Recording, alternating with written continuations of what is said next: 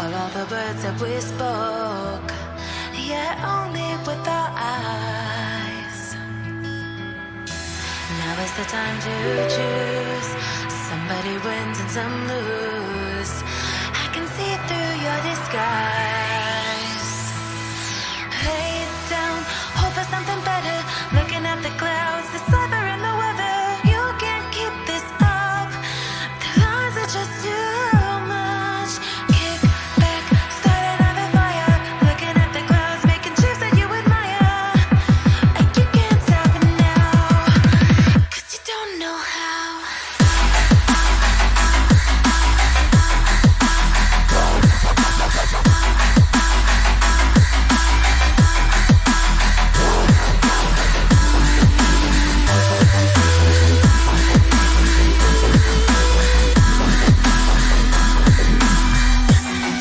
You can't stop it now.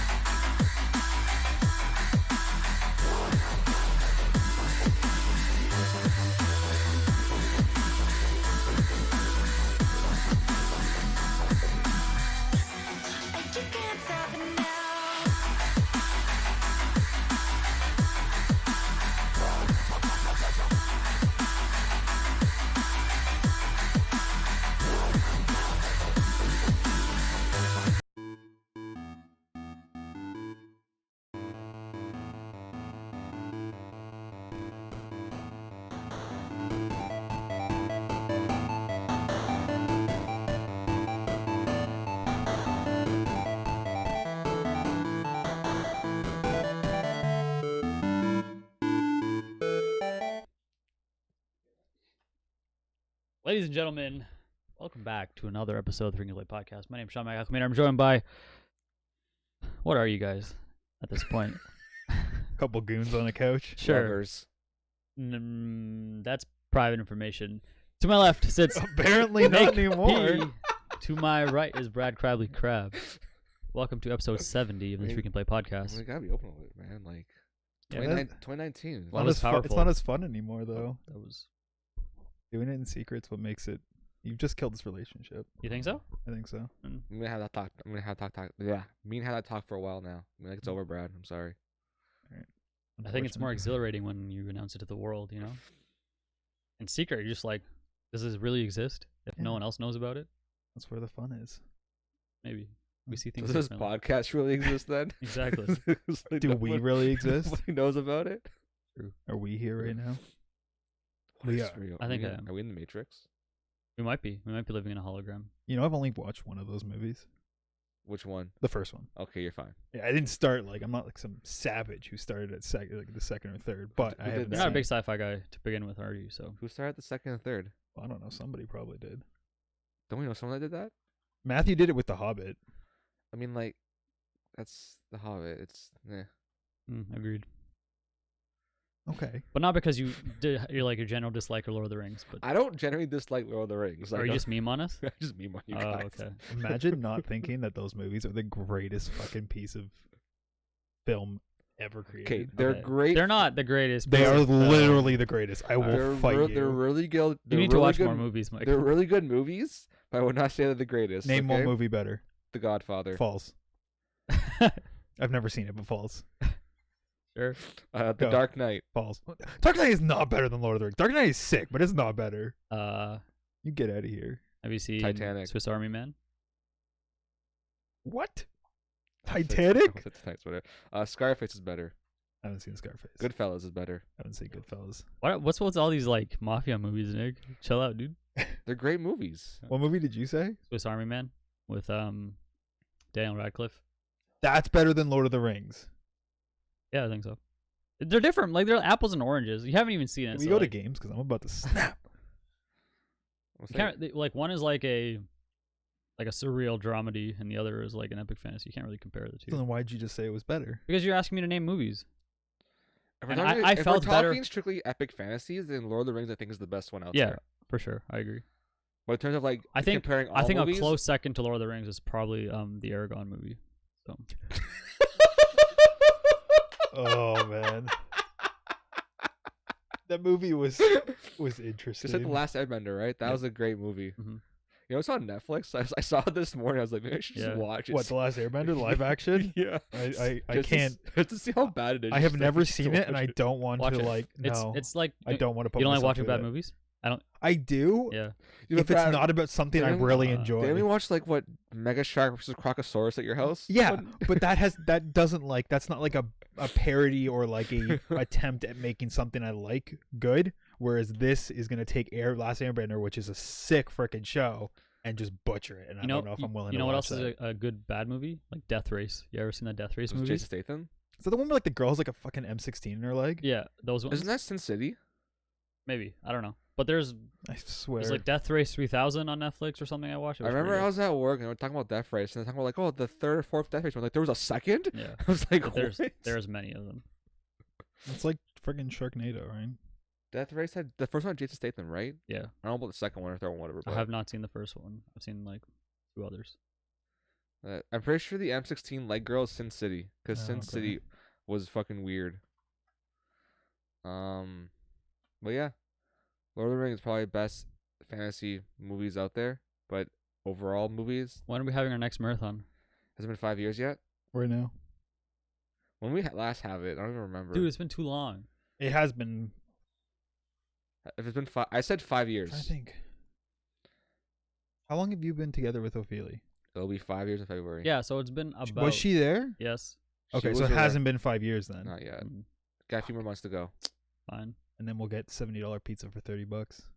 Right, Nick? Sure. I don't even know how you remember that. Huh? Because we memed on him for like years I afterwards. wasn't part of and that he meme. finally Still admitted. meme on me about it. Occasionally, not as often. Anyways, Video games. our typical daily rant about not video games before we get started in the show. How about them Leafs? They just fall from trees. Don't even bring Guys, it up. Toronto is a for-fun region in the NHL, right?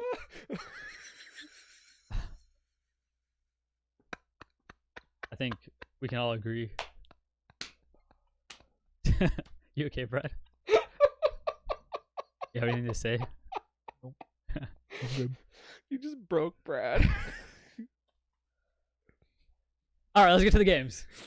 It's okay. So- Fuck hockey, bro. I've been Sports playing. pisses me off. I've been playing something Start watching the Raptors. that I've been hating. You sound like my brother. All Stop. right, you guys want to know what I've been hating that I've been playing? League of Legends? Hearthstone. No. League of Legends is a lot of fun. Shattered Pixel Dungeon. Hmm? Shattered Pixel Dungeon. That's also a good game. I haven't been playing it as of because I'm playing Darkest Pixel Dungeon. Anyways, I'm playing the Hearthstone. I forgot even the name of the mode. The Auto Chess Battler version. Hold on. It's not that fun. I got it somewhere here. Well, then keep talking as you look. It's Yeah. like you start the game, you pick a hero. There's a bunch of heroes to pick from. If you don't pay for like this premium pack, you get 2 choices for heroes. But if you pay, I think it's like $15 for like the entire game. Battlegrounds. Yes, Battlegrounds. You get 3 choices of heroes in the beginning. To me, that's pretty like pay to win to begin with, because if you only get, there's certain heroes that are just way better. They have hero powers that are way better. Who are some of the heroes?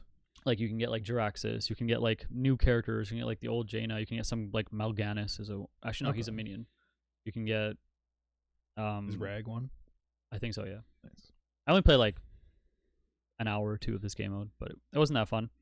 You basically pick your hero, then you try to like draft champions, which cost gold, and you fill up like instead of mana, you fill up gold. Okay. And then your hero power costs like some hero powers cost 3 gold, some hero powers cost 2 gold, and if you get more of the same minion, your minions will upgrade from 1 star or like to 2 star or triple, like double. They'll go up like just like in, I don't know if you've played TFT. There's Yeah. a hero called AFK in this mode. Yep. I'm just looking off for them, like a tier list. There's like a mummy dude. I don't know their names. There's many heroes. Anyways, it's okay. So are like all the cards and characters in this separately balanced from the No. actual game, or are they the It's same? pretty much the same, but like all you really do is just try to find buffs for the minions you have on board, because everything hits each other. But by itself, it usually hits like if you have taunts, obviously it'll hit taunts first, Yeah. and if you have a divine shield, the divine shields will attack first. So at least it's smart about that. A little bit, yeah, but it seems too simple. Like it's just kind of like brainless. Now, is it like a beta or is it officially? I think it's out. Okay. I don't know. I don't really keep up with that stuff, but Yeah. I just want to tell you about what's going on. That I'm just wondering, like, maybe it's something that's like subject to change. Like they're just getting it out there and letting people play Yeah, with it and maybe. see how they can balance it. maybe. I'm sure they're gonna change it. But so. right now you just find it too simplistic for It's your... not even simplistic. It's just not fun. Okay. It's just like I feel like I'm just playing. I'll also because I've been losing a lot, I'm probably just bad at it. So True. that's part of why I'm not having fun. Yeah. But also, even if I feel like, and I don't know because I haven't won too often. But if I was winning, I don't think I'd be having that much fun either. It just seems like the decisions you make are like kind of just made for you. Really, Mm. you make like 1 or 2 meaningful choices in like the beginning stages of the game, where you pick like kind of like an archetype. Like, do you want to go like demons or murlocs, or like you're building a comp, right? Yeah. That kind of Similar thing. to TFT. And then you just basically just draft all of that you can get and build synergies with all the stuff that you, like has like whatever. Like it's pretty simple. It's fairly straightforward. By turn 5, you'll have boards with like 40/40s on the board, like multiple shit. 40/40s. It's crazy. Stuff gets pretty like strong. It's pretty intense. It's Hearthstone, so it has that charm to it, when the minions hit, they do the big crash sound, and all the heroes have different lines. Everything's fully voice acted and all that, so that's nice. Yeah. Kind of just made me, most of all, it just made me feel sad about Hearthstone, because I remember having so much hope for the game, and it didn't turn out the way I wanted. So Yeah. Well, League of Legends, Legends of Runeterra. I hope that's good. Hopefully that kind of fills that card game for you. Have you played Shadowverse? Yeah. Do you like that one? I don't really like the art style. Okay. But the game itself, like the mechanics, do you prefer it to something like Hearthstone? I didn't play too much of Shadowverse. Is it too anime for you? It's definitely way too anime. Even like Yu-Gi-Oh, I can't deal with it because I don't like that art style and on cards. I like Magic, like Western. Yeah. Anyways, the gameplay for Shadowverse, I didn't play too much of it. I played like Normal got me into it. Yeah. I remember And- him and Andre got super into it. He was like telling me For it's a a hot good card game. second. Yeah, It's pretty it's much. okay. It's just another card game. Yeah. Also didn't seem to have too much thinking required in that game. I hate like most card games, online card games just seem to prefer like aggro metas. Yeah, a lot less don't know. control and But control is hard to balance because sometimes the game gets too slow and too like stale that nothing's happening. So I Yeah. understand why because it's easier, I think, to create. easier Control. and probably a little more engaging for new players. And plus shorter games, so more people will play more and blah blah blah. I understand why it's done. I just prefer a slower card game where you're thinking about strategy, Yeah. which for is why I sure. always recommend I always want to play Legend of the Five Rings with you guys. One day we'll do it. The what? I've told you about this before. It's a living card game, Legend of the Five Rings. Okay. And So basically, when you buy the game, you get all the cards that come with the game. Okay. You construct a deck. There's multiple clans. It's set in kind of like feudal Japan. Okay. And there's many ways to win the game. There's like honor. There's armies. There's like political borders and stuff. And it's like it's like a deck game. You have a deck and you have a hand, and it's versus. You're playing against another person. Yeah. And the cool thing about the game is that all the cards have like different storylines. So there's like special heroes or characters that you'll play, and you can like evolve them into their upgraded version. It's just a cool game. It has many different ways to win. That's what I like about or I would like to try it out and see if it's good. If it I have this vision of it in my head, and I'd like to try it out and see if it fills that vision. Fair. You looking at Legend of the Five Rings? Yes. Yep. All right. Cool. Cool.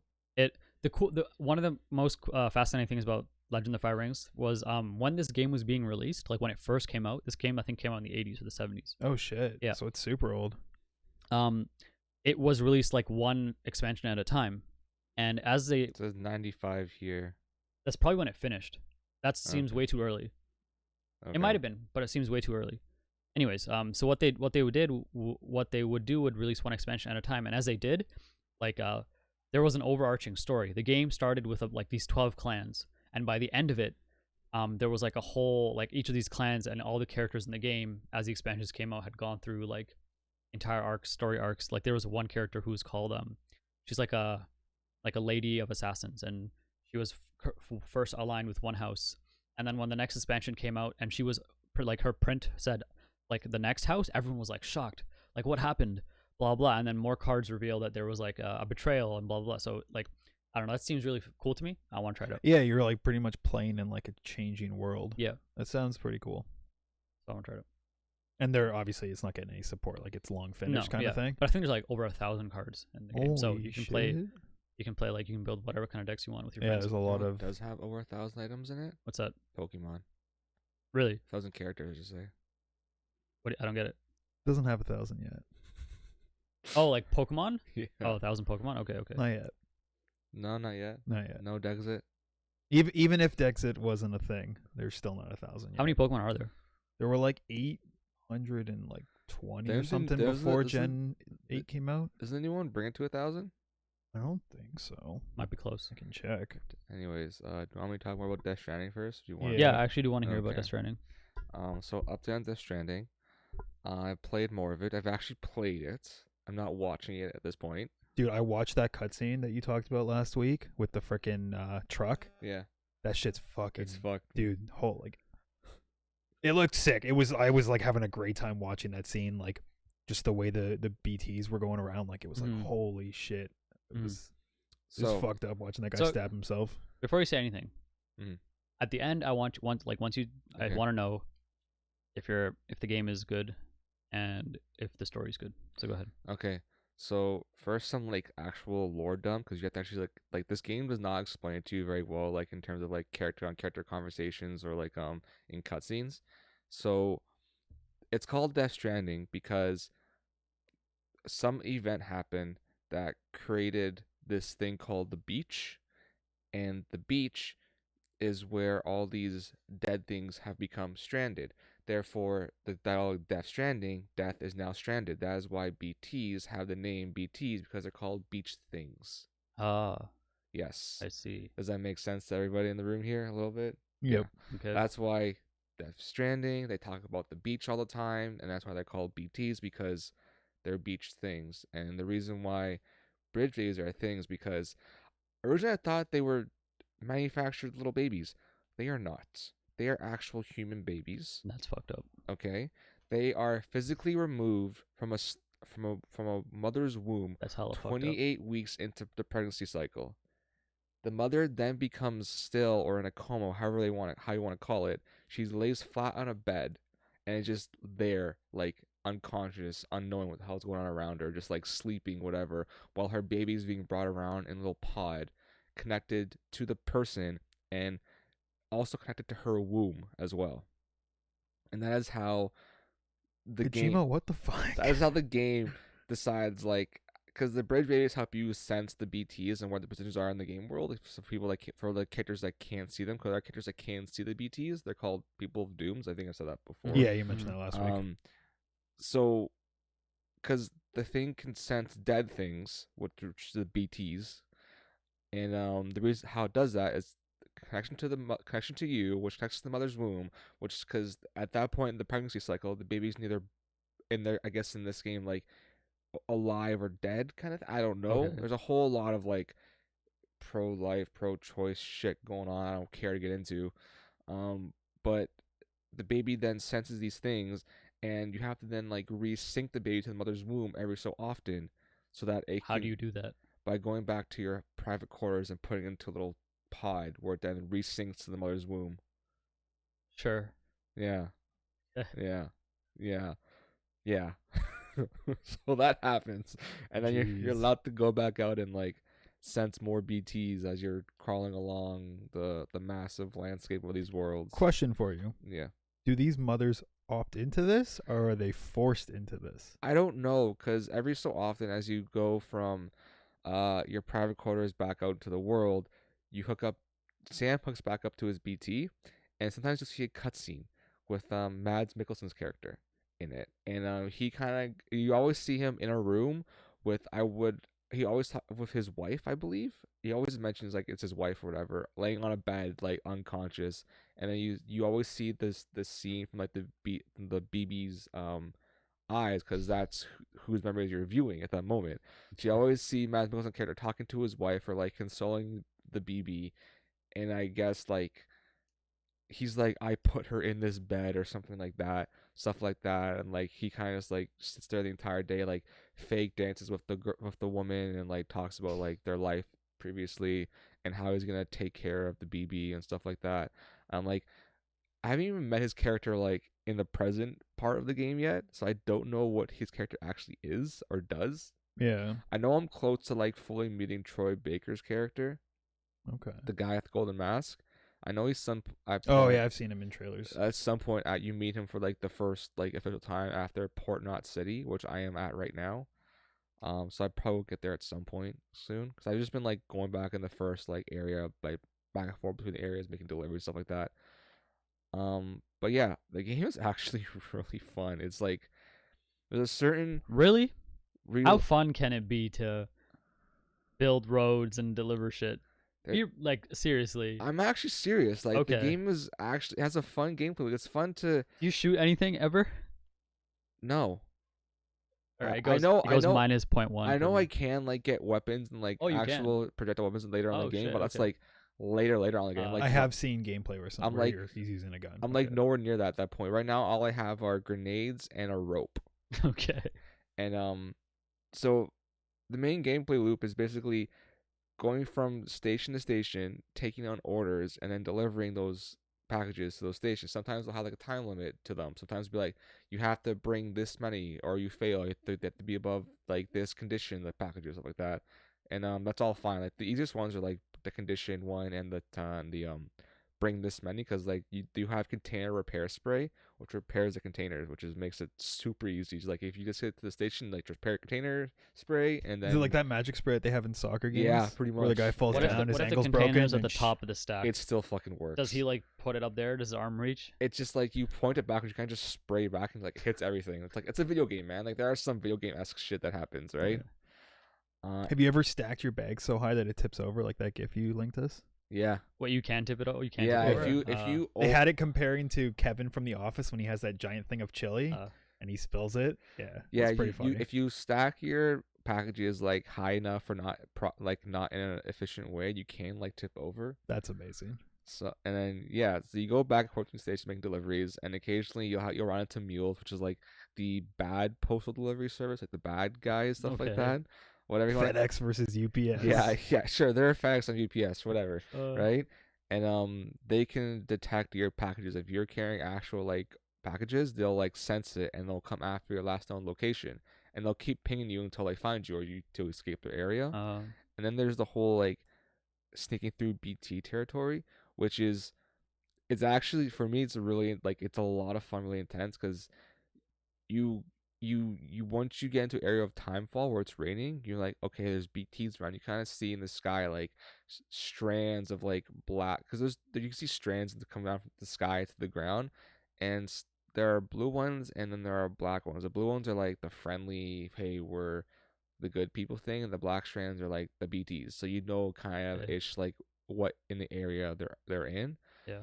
And once you like walk in, the BT thing like starts, the BB sensor starts like going flickering, and like it kind of like points in which direction like the closest one is, and you and sneaking through. It's actually like really intense, really fun, That seems like it'd be a fun time. because I would enjoy that. it's a stealth game, but you can't really see what you're sneaking from or hiding from. Will you stealth with the whole like package on your Yeah. back? No, that's hilarious. Yeah, you just walk around like giant packages on your back, just Do like they trying steal to. your package? No, but It'd be like funny if you're just walking and like Dude. the BT just like grabs someone's delivery and is like, "This So, is mine now." I decided one time like I had to get to the station, and it was really close to me, but there was a BT infested area between me and it, because the BT areas kind of like move around depending on like your point on in Sure. the game. Okay. Okay. At some points there'll be like no areas of BTs, and sometimes there'll be like a couple, or like the entire map is like. Do they move or are they stationed in areas? There are station areas, just like depending on what port you are in the game is where the BTs will be. At Okay. one point in the game, like there were no BTs across the entire map. I'm like, oh, it's nice. I like this. Yeah. And at the next point, they were like everywhere. I'm like, fuck. So at one point, I just like, cause I got the bike finally, so like Nice. it makes traveling a lot easier between some areas. Like Yeah. a pedal bike. No, like a motorcycle. Okay. And I was super close to this next station. I get to make a delivery. I'm like, you know what? I'm gonna try. I saved first, and then like I'm gonna run my bike through this area so I can like fly through these BTs. Uh-huh. No, No. They no, fucked your shit. they fucked my shit. They literally, as soon as I entered the area, like a black pool of liquid just like foamed under me. It stuck the bike there. Oh no. Threw me off. All my cargo fell off. Then the BTs dragged me to this other area, and I fought a BT. Rest in Like peace. it was like Oh, looked like a shit. giant whale. Damn. Yeah. So, but then I Did you live? yeah, I killed it. Hey, good I actually nice. killed a BT. You can kill BTs in this game, Yeah. because the whole thing is like, it's not really spoilers, but like in some gameplay clips, you see Sam throwing like grenades at BTs, and so at one So point, I'm sure you can hurt them. I guess. Sam's like, yeah, my blood makes the BTs react weird. And then over the course of like the game, the characters do experiments or whatever, testing as they so call it, and you get blood your blood, but in grenade form.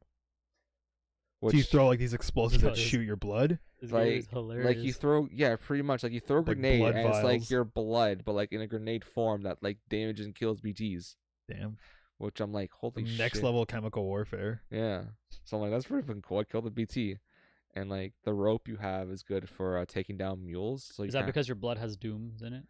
I have no idea really. Like they haven't really explained that. They don't explain things well in this game in terms of like actual backstory and lore. So I'm kind of like scavenging through all the shit I have. Like, hey, what is what here? What does everything mean?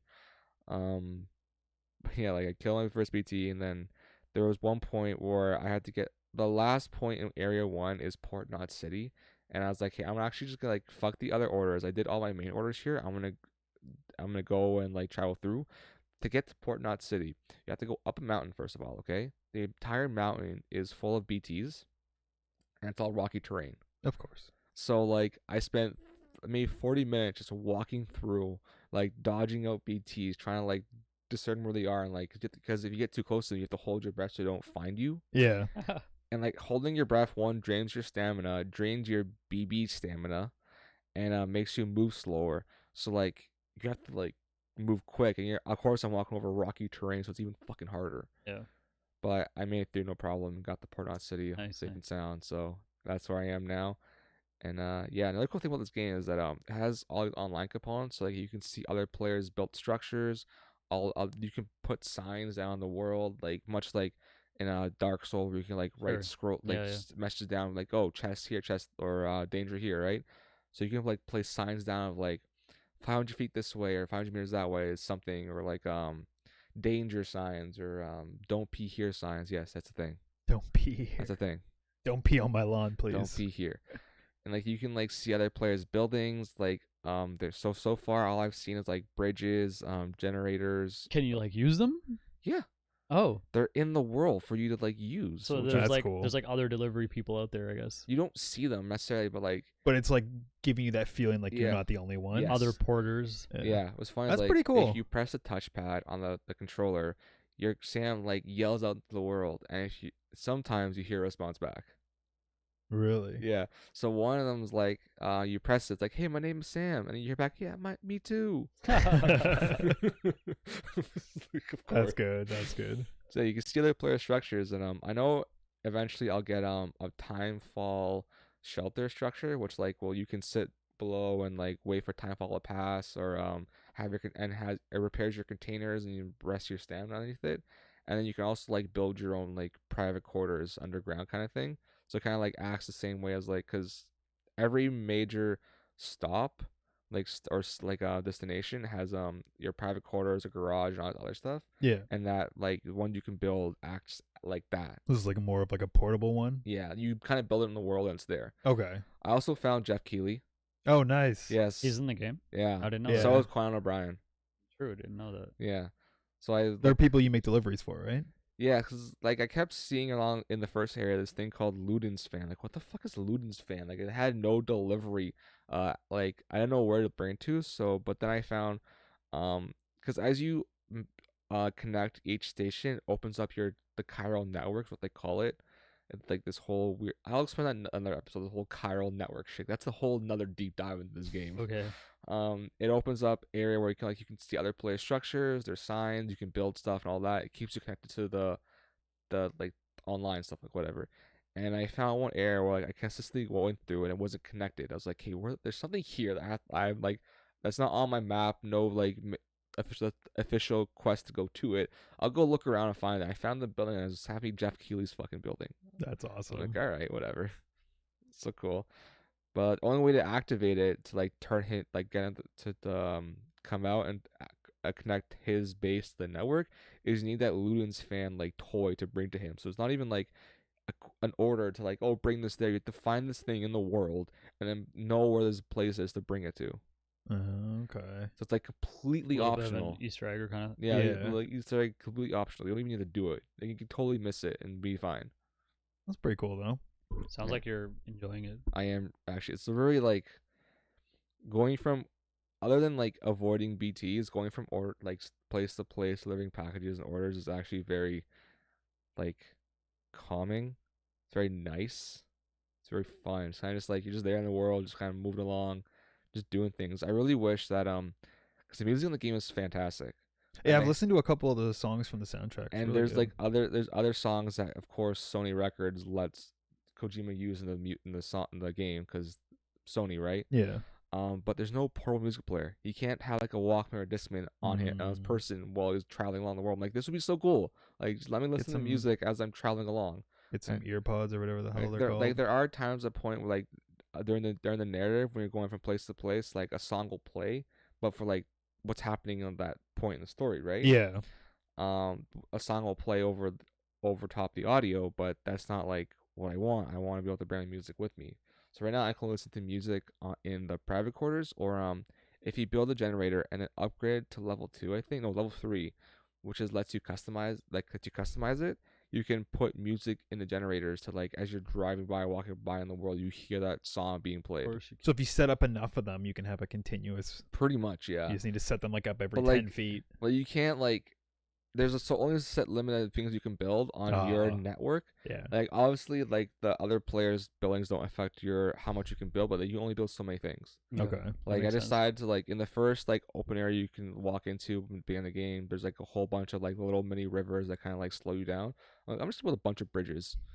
It's like, Can you scrap them and then to make new ones later? Yeah. Okay. but I don't think once I hit the second area of the game, I don't think that will carry over. It's like per area sort yeah, of thing. seems like Okay. it. So that's where I'm gonna be heading to next. Like I said before, yeah, I am actually really enjoying the game. I don't think it'll be my game of the year, but it's definitely like a really good game. Yeah. I am enjoying the story that is given to me so far. Like the whole point is like go across America and basically reconnect strand by strand, as you like go from destination to destination, hooking them up to this chiral network and connecting them all together. Because the only way you can get things made like new right now in this game is by delivering them. That's why they have porters, delivery boys, whatever you want to call them in the game, because they can print things with their chiral printers, what they call their printing stuff. Sure. But it's never something new, Okay. as they call it. Always recycled or It's something. always recycled material, like a recycled Gotcha. idea. But to get something actually like brand new, you need to have someone deliver it to you. Okay. Gotcha. I will talk about the chiral network maybe next week once I understand a little more. Yeah. Because of like its whole weird thing of like, I thought this chiral material was like something new because of the Stranding. I was like, oh no, chiral stuff is always around since the beginning of time. It just happened to be come up more since Death Stranding, or the event, or the whatever happened, the beach stuff. I don't know. It's fucking weird, man. Kojima's weird. mind is But it's a special place. it's a really good game. I'm really enjoying it. Good. I'm happy to hear I that. still don't know if I getting your recommend money's it. worth. I still don't know if I recommend it to everybody, but it's still a really good game. Yeah. Yeah, I feel like based on like what you've said and what everyone online has said, it's kind of a game where you literally just need to try it yourself to find out whether it's for you or not. You've Probably. seen such polarizing opinions on it, like about what you value from the game and whether, the loop or whatever really calls to you. So It's definitely, I don't think it's the masterpiece some people are calling it, or like the 10 out of 10 game or 9 out of 10 game. It's definitely like a solid. Right now, it's like a 7.5 to 8 for me. Like it's still, which is still a really good it's still score. a really good game. It's Yeah. like it's not perfect. There's some things I'm just like, I wish this was like done better, or like, What if it was also a cover shooter? no, No? what? What if it was also a? What if it was an open world game with towers throughout the world that you needed to climb to reveal the map? It kind of already is like that, No. except you don't climb towers. Connect roads. That's all I know about the game is you connect Well, I roads. don't know if I mentioned it last week. Okay, so the whole online stuff, I see other players science in buildings. Yeah. As more players progress the same kind of path, a road is built. Like without people actually building it, Yeah. it's just formed. So like it just kind of forms. Like if there's So basically, buy this game like a year in the future, and everything will already be built. Is that what not you're telling me? necessarily. I think there's like it depends on where you are and like where you connect to the game. Like I connect obviously in Scarborough here, so I think I only get to view active players' buildings and roads like around me. Oh, I think I don't So know. it uses like your location where you're. I think That's that's- pretty I cool. I think that's how that works. I'm not exactly sure. well, I'm not So buying the move game. downtown in a highly populated city Yeah, if you want the best results. That's but I the- think it only works if people are actively playing the game. Yeah, Gotcha. So I think I'm not exactly that's sure. pretty. That's a pretty But like cool yeah, feature. so it's like if there's a rocky road, but the more people that traverse it, the less rocky it will become. And Yeah, eventually become like a dirt path. because it's just being trekked over Yeah. so much. And what's another thing is like you have to work your boots in the game deteriorate, so you have to make more boots as the game goes along. Yeah, it's a thing that happens. Your boots deteriorate more on like random paths, climbing mountains, than they would on walking a road. That So makes this sense. kind of benefits Yeah, so your shoes. there's a lot of like interesting online components to the game that aren't really necessary, but like if you can connect to online, it's really fucking cool shit you can see and do. Yeah, I do like that this is becoming a trend with certain games where they have this connection with people or your friends list. Like Shadow of Mordor and Shadow of War did it with your friends list, where you could like get revenge on captains from other people's games in your world, and like captains would move from game to game. It's cool to have these things that don't really like change the game, but it's just a cool social experience that you Yeah. get with Playing having with like you friends. kind of feel like it's a community even though you're playing a single player game. So Yeah, I think that's a pretty cool idea that it's they've really implemented. interesting. Do we want to get to the best part of today? Is this gonna be the best part? Oh, you tell me, Brad. Okay. Well, You can talk for about your anybody who's anybody and has been following the gaming world, I have probably played one of the most controversial games of the year, Mm-hmm. and that would Are you be. sure about that? Anthem did come out this year. That is true. True. Sorry. Second to Anthem. Also, Anthem is top 10 best-selling game in the States still. Is Damn. eighth best-selling game. I think, yeah, Damn. still top 10. I would not have guessed that. It's like DayZ What? in the terms of like popularity and then failing to like Meet the demands or the expectations, yeah. So, new Pokemon game came out, and as Yep. you guys both know, last year I had this as my most anticipated title of 2019 Didn't when we I, did our end like, of the year wrap. Then I like go I think earlier at this point this year, last year, I said something like Sword and Shield will be disappointing. I believe so. I think I said that. So there has been a ton of controversy leading up to this game's release. I've done my best to stay away from it because I wanted to form my own opinions on it. I saw a little bit, but I quickly realized that our Pokemon was turning into a cesspool of hatred. So I was like, miss me with that. So I got the game on Friday, thanks to Ethan hooking me up with a cheaper version because he got a bundle with his buddy. I'm actually really enjoying this game, and I am very happy with it so far. I'm about halfway in. I've got 4 badges. But yeah, it's a really good game. So this one, it takes place in the Galar region, which is basically their take on the UK. It's very, very influenced. It's got a lot of like British slang in it. Couple words. I'm like, what does that mean? Chip chip video. Hood. Not quite that much, but like your mom is mum. It's got a lot of, I'm trying to think of like rubbish stuff, like just a lot of like British terms that are thrown in there, and there were a couple like slang words that a couple of the characters like said, and I'm like, don't know what that means, but sure. I got the gist of it from the context of the sentence, but I also don't know what that is. And the coolest thing about this game is it's much more, the gyms and like doing the badges is a lot more the focus in the game, because in old Pokemon games, you know, like you're becoming a trainer there, each city's got a Pokemon gym, you go there, you get the badges, go to the Elite Four. But like in this one, the entire region is all about these gym battles. Like that's what everyone talks about. So it's formed in the, it's kind of like, it's, they basically play it off like soccer, which obviously is a huge sport in England, right? Football. Football.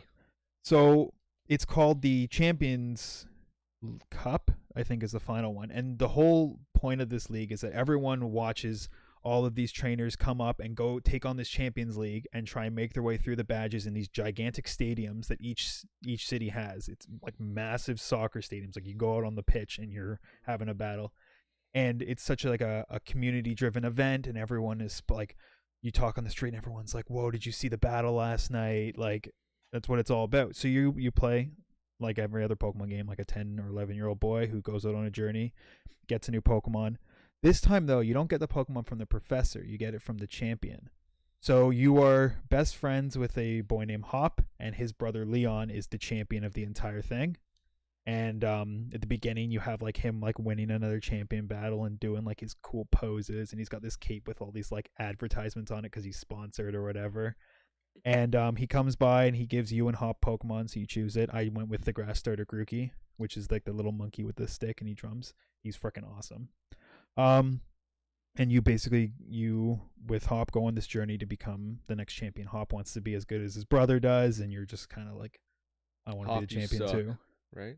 Hop's the shitty player. Yeah, I beat him every time. Yeah. Although I give him credit, he still doesn't lose his confidence. Every time he faces me, he's like, Have I'm you going guys to beat ever you. actually lost a battle in Pokemon ever to a trainer? Yeah, Elite Four usually. Probably. Really? In the older games. You're probably on, like, I don't even remember losing a single battle. In Silver and Gold, when you get to the Elite Four, you are not leveled to take that on unless Yeah, well, you that's like. why you don't go there until you are. I usually just grind against them though, because it's more efficient. You get way more XP from their Pokemon than you do from like the wild stuff in I Victory feel like Road. I probably have in like red and gold. Yeah, the newer games not so much because they're a little more handholdy. I didn't think I played red and gold and then didn't play again until like Gen X. 5, right? No, X. you got 5 with all of us in high school, black and white. Oh yeah, black and white. Yeah, A whole then bunch of us I hopped on that. Skipped a few gens because I just didn't care for Pokemon. Yeah, but I remember like all of us were getting back in. So you go to the first town, and you go to this arena. They have a ceremony. They show off the different gym leaders. And they introduce them, and they're like, this year's champion. Like it's like a yearly event where you go and take on the gyms, and it's like this year's champion league is about to begin, and your contestants, you get to pick a jersey number because you've got like every time you go onto the field, you got your own soccer jersey. I picked number 13, obviously, for Matt's Sundin. Bad. What? Nothing. You shut your mouth. You have to be endorsed to be part of the tournament, and I'm endorsed by the champion Leon, so Hop and myself, you get endorsed by him to play. And then you basically just have to, like a normal Pokemon game, go through the world, level up and take on these the gym leaders. They are basically the way they determine like what who's the first gym, who's the second gym. It's not just like, oh, you're first gym leader. Apparently, they'll battle each other every year to determine their placing, and whoever does better. And there's like major and minor leagues. So the lower gyms are the minor leagues, the major leagues are the higher gyms. And the gym battles are just so freaking cool. You have to do a challenge when you enter the gym. So you'll go to the gym, you'll enter it, and you'll have to do this mini game. So I guess I'm not going to spoil what all the challenges are, but I'll do the first gym because it's so early into the game. So the first gym, you go up against a gym leader named Milo, and he's the grass gym. And you have to, as you go in, it goes, okay, welcome to the gym. Here's a challenge. And there's this new Pokemon called Wooloo, which is a sheep Pokemon. Uwu? Wooloo. Ubu. Woo? Ubu. Okay. And it rolls. And that's like one of its traits. So what you have to do is you basically have to herd these sheep. But there are the dog Pokemon Yamper, which is the corgi. And it is trying to herd them against you. So you have to herd them through like this field, dodging the Yampers, and then obviously the more convenient paths are where the trainers are, so you have to do your battles, and you have to do it 3 times, progressively getting harder. It's never hard, but like more complicated. And then once you get all 20 through all 3 stages, you complete the challenge, and then you go and battle Milo. So, and there's a lot of cool ones. They get a little more engaging than that, but I don't want to spoil any of them, but they're pretty fun.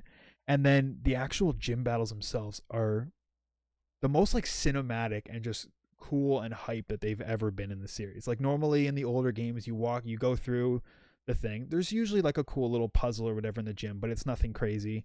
And then you go up, talk to gym leader. Oh, congratulations, you made it to me. Let's fight. And then it goes into battle. This one, you walk through like the tunnel in the stadium. So it's like a cinematic feel as you're like walking out on the pitch. And then as soon as you get out of the tunnel, it goes into a cutscene. It shows you walking out and the other guy walking out and the crowd's screaming. The stadium's filled up. There's like fireworks going off and everyone's cheering. And then the gym leader will come up to you and say something like, be ready. Like this is going to be a good battle or whatever kind of cheesy catch line they say. And then you both meet up in the middle. Then you walk out a little bit and the center pitch is like a Pokeball. And then you start the battle and then from there, it's just like you got your standard Pokemon battle. But the coolest thing, or the biggest thing that they've added to this game, which I think we've talked about plenty of times before, is the ability to Dynamax your Pokemon, which essentially is just it's just you use this energy in the game that these gyms were built on. There's certain energy in the region that they haven't fully explained what the Dynamax phenomenon is. But using these like these wishing stars that fall from the sky creates this energy that gives the Pokemon the ability to Dynamax. And these gyms were specifically built on areas where this like concentration is higher so that you can do it. And all essentially it does is make any Pokemon that's in these areas fucking huge, like literally almost touching the ceiling of these huge stadiums, like crazy big. And for 3 turns, they get like super strong moves that are like max moves that affect the whole environment. They become a lot stronger just in general stats wise, and obviously it's also like putting on a show for the fans. Are there like safety nets? Like what if my Squirtle's water gun? No, like... I feel like this is like you're risking it coming to one of these events sort of thing. Like shit's like there's like explosions, like shockwaves going everywhere. You like sign a waiver before you go in. I feel like there's some waivers you got to sign that like if you get died hurt, during the events of this Pokemon battle, that's not our fault. Yeah, we are not responsible for any harm done to you. But each gym leader does the Dynamax thing. You can only do it once per battle, similar to Mega Evolutions and the Z moves from Gen 7. But the cool thing about this, and I know a lot of people rip on Dynamax, oh, wow, we make our Pokemon big, how freaking cool. But any Pokemon can do it, and that was the one thing with Mega Evolutions. I love Mega Evolutions. I think they are one of the greatest things, and I'm really sad that since Gen 6 they haven't brought them back. But it was very limited to what Pokemon could do, right? You had to find the Mega Evolution Stone that they only made for specific Pokemon, and then that Pokemon has to equip that stone and then use it in the battle to get them the Mega Evolution, right? Really cool, but very limited to what you can do. The thing about Dynamax that I enjoy is that it's inclusive of literally every Pokemon in the game, which is, I think, 450. Any Pokemon can become big and get to use these big moves that are based on the... Is Wailord in the game? Wailord is in the game, I think. I think he's in the game. Don't actually quote me on that. He is, but he's not the size. Yeah, because I'm pretty sure Wailord is Dynamaxed without Dynamaxing. I would love to see a Dynamax with. Dude, he would literally just break the stadium. Like literally everyone would die. It's like the only banned Pokemon in the tournament, just the Wailord. Yeah, you just can't use Wailord for size. But I just like that. Like any Pokemon you want, you can then do this, and they get these moves that are max moves that are based on the type. So if you have like a grass move, I think the grass one's called Max Overgrowth. Then there's like if a dark move is Max Darkness, and also depending on whether the move is physical or special, the max move will be physical or special as well. And I think I said it lasts for 3 turns, and then you'll go back down to a miniature size. You can't do it again. So you have to think about, when am I going to use this?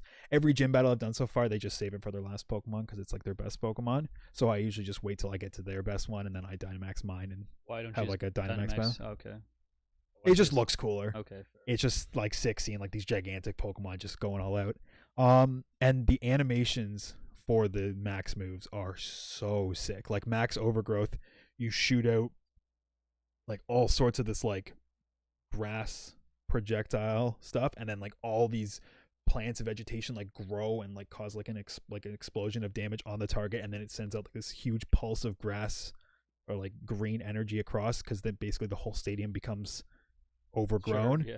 And then you get like progressive healing for the next couple turns nice. because it's like added this effect. A lot of these max moves add an effect that's like for the next couple turns throughout the battle. What if you took Voltorb and did self-explosion, self-destruct? A Dynamax Voltorb in itself, max self-destruct? Yeah.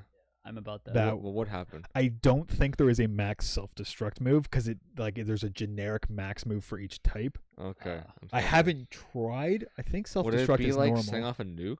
Probably. That would probably be the end of Galar region. I think that would just destroy the whole region. Just a crater in the Yeah. ground. Whoops. Switch the broadcast. There'd be no The broadcast left. broadcast just be static. True. You have to go back to some other broadcast like Yeah. a different region. Let's see what's happening back in Hoenn, shall we? So I'm really enjoying the new feature in the gym battles, and just like the whole feel of like the sporting event. And you'll meet like fans who, there's one person there at every stadium, and when the first time they're like, "Oh, who are you? I'll be sure to watch you." And the next time they're like, "Oh, you won your battle. I can't wait to see you next time." They're like, and like by the third or fourth time, they're like, "I'm your biggest fan," and it's cool to like see that progress.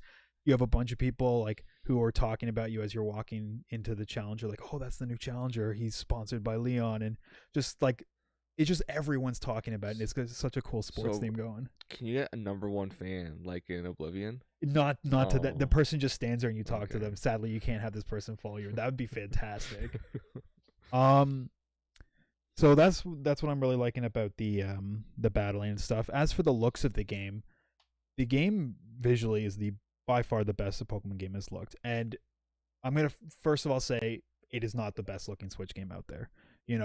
People who were hoping that this would look as good as like a Breath of the Wild or a Mario Odyssey, it's still Game Freak. I don't know if maybe it's just there's a lot of stuff going on about how the development time is a lot shorter than those games, and that they feel like maybe Game Freak rushed it, or Game Freak was rushed to get this out. It doesn't look as beautiful as Breath of the Wild or anything, but when you're comparing it to old Pokemon titles, it still knocks them out of the park. Even Let's Go from last year, it looks like a million times better than those games. This is the first time where it's not top down, or not even. It's like it's the first time you have like all these like background animations and stuff like that. So Sure, just yeah. coming from like the Pokemon series and playing this, you're like, holy crap, this looks really cool. A lot of the cities and towns have a lot more light character to them, the way they're designed, a lot more elevation and stuff like that. So they've been able to make them feel really cool. There's one town that you go to early on, and it's basically just like gigantic like industrial one with like steam engines and like red brick, like your typical like industrial revolution town kind of thing. There's another one that's a gigantic castle that it was built in like one of the medieval Okay. castles, and the town has been formed in Yeah, there, yeah, and you yeah. go across like drawbridges to get into the town and That's stuff. cool. So it's really cool. There are a couple mines that you go through that are extremely colorful, like you've got the different gemstones throughout the walls and everything. So visually, I'm really, really impressed with how good it looks.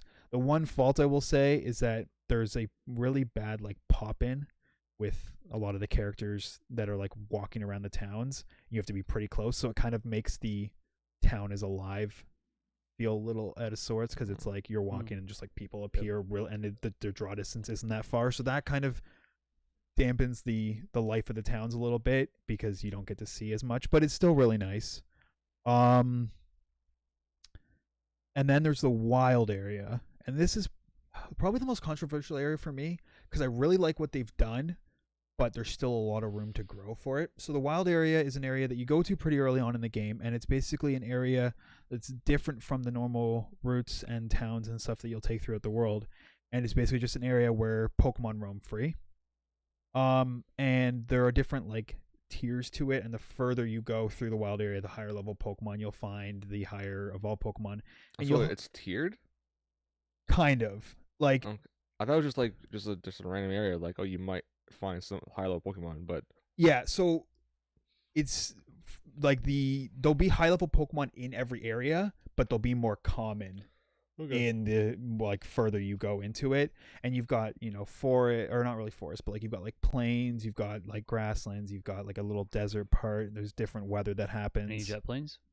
Nope, no jet planes, just grass plains. Sorry, we'll save that for Flight Simulator. That's where you can get your planes. And it's cool just seeing the Pokemon walk around. And oh yeah, that's another thing. So they've pretty much committed to what Let's Go did, and I'm happy about this, which is where Pokemon are in the overworld. So even outside of the wild area, there's no random encounters per se. You have the Pokemon roaming around, but occasionally there'll be question marks or exclamation marks in the grass, and if you go there, it's a random encounter. Gotcha. But there's no like where you're just walking and occasionally there'll be a battle.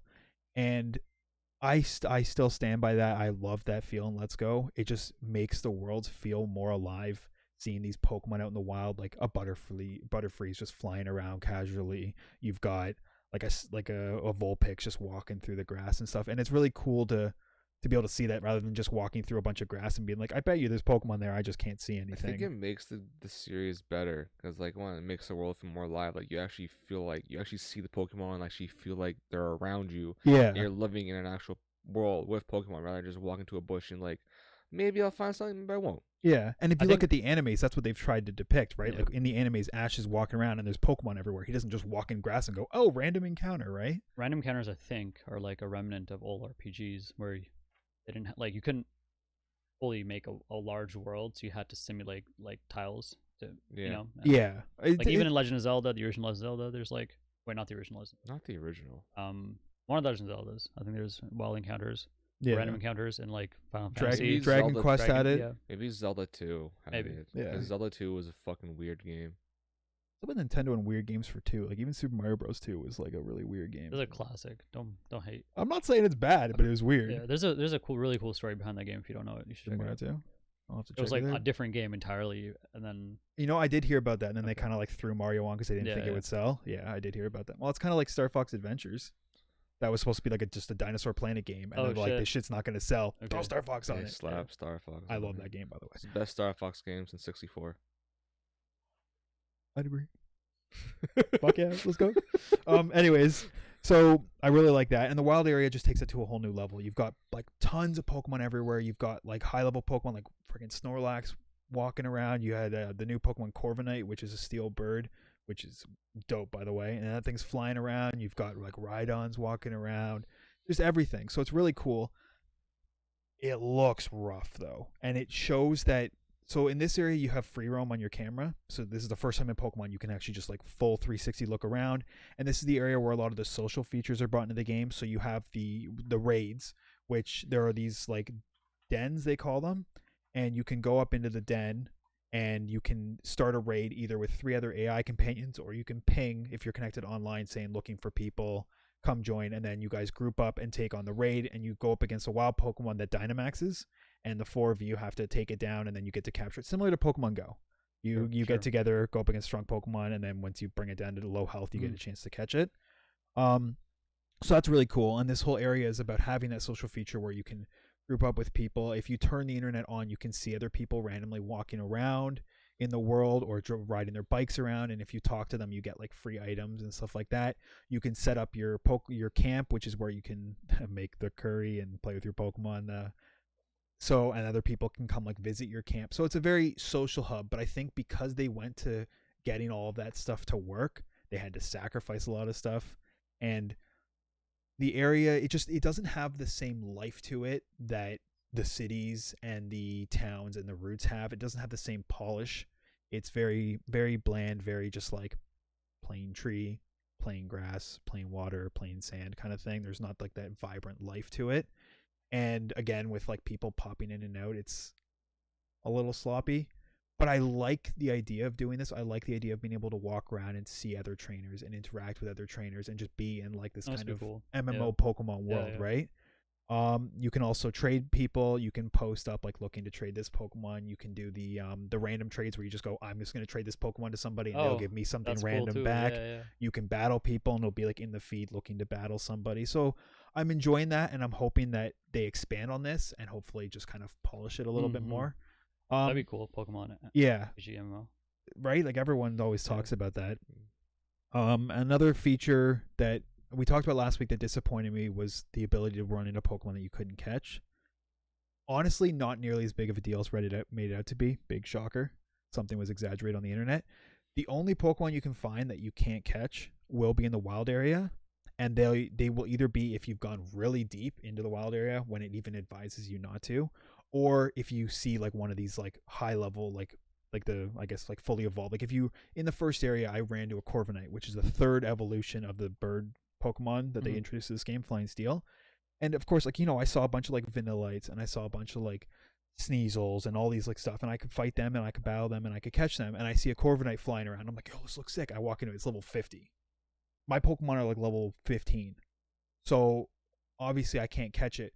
But that, just like having like the odd Pokemon like in the wild area that I couldn't catch didn't really like, it's not Yeah, like this fair game enough. breaking thing that people made it out to be. It's like, oh crap, I ran to like a really strong Pokemon. I'm gonna want to come back and get this later. But all of the actual like routes and caves and forests and stuff that you go to progress the story, there's never a Pokemon that you'll encounter there that you can't catch. You're always up to level when you go to those areas, so there's never, you don't feel like you're like, I need to So go it's back just a and wild grind. area. Yeah, it's just a wild area, and it's just like the boss, like the boss Pokemon. Or if you're going super deep, when it advises you, careful, it's really dangerous. If you continue, you only have a couple badges and stuff like that. So that's not a big deal for me. Let me see if I forget anything. I've been talking a lot here. I'm liking a lot of the new Pokemon designs. There's obviously going to be a few that I'm like, I don't care about, but I can't remember a single generation where there has been a Pokemon that I've loved, like every single one, you know what I mean? But the game itself, I'm having a great time with it. Probably got like 15 hours in it so far. Really enjoying it. So hopefully the second half of the game is as good as the first half.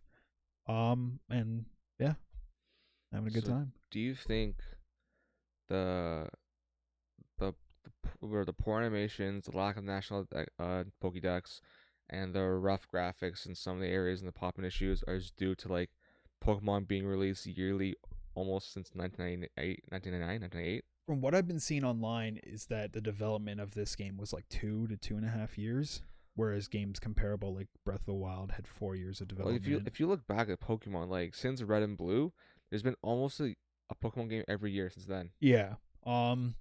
Like it's Because I think they probably started working on this one shortly after It- Ultra Sun, Ultra Moon, which came out in it 2017. might be the same development time between like they might start at the same time as like Let's Go and this one, right? Because Let's Go came out last year. Yeah. And they kind of announced both around the same ish time. True. Yeah. Yeah, I remember that. think that from what I saw online, that 2017 was when the actual production of this game started. So like past the like brainstorming what they want to do, like the actual we're making a game. And 2 years is pretty short when you think about it for a lot of AAA games, To right? make a brand like Let's do Kanto again, right? For like the third or fourth time, whatever the hell it was. Yeah. Although Let's Go was a marketing for Pokemon Go to get people into the core series. So I think Yes. that's why they did Kanto, because that's what most people who played Pokemon Go were familiar with. Yeah, so but yes, Kanto is like it's familiar. It can be redone easily. Like you, the stuff's already there. Just gotta like make it look better, right? Yeah. Whereas this is brand new region, brand new Pokemon, brand new characters, all that. So Sure. Yeah. it's would this benefited from another year? For sure. I'm not gonna go ahead and say like, Game Freak like did a perfect job or anything. And I think if this one had another year in the oven to cook a little bit more, I think, they could have maybe maybe brought the national decks in, maybe brought even just the ability to port the Pokemon in. Like I don't feel like every Pokemon should be catchable in a game, but I do get a lot of people are upset that they can't bring these Pokemon in because that's always been a thing, right? We're like, oh, I got this Pokemon back in this other Yeah, region, that's I want fair. to bring it forward. So with another year, maybe they would have been able to bring that forward. The wild area maybe would have been able to been cleaned up a little bit, for sure. But the those shortcomings don't kill the game for me in any way. Um, the whole Dexit thing has never been, when that was announced, that was never an issue for me because I like the ability to bring my Pokemon forward, and with Pokemon Home, I hope that it's still an efficient way to keep them, so I don't just have to leave them behind in my 3DS or whatever.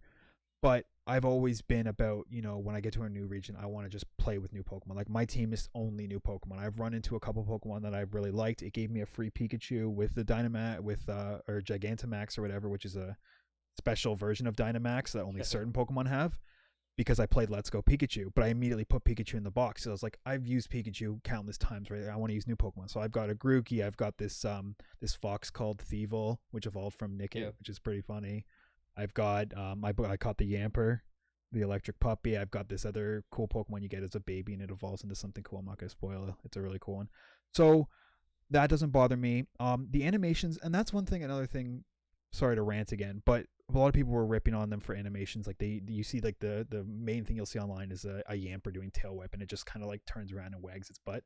A couple of the really old school moves, probably could use an upgrade to the animations for sure. But a lot of the new moves that they've introduced in the game, and especially the Dynamax stuff, looks really good.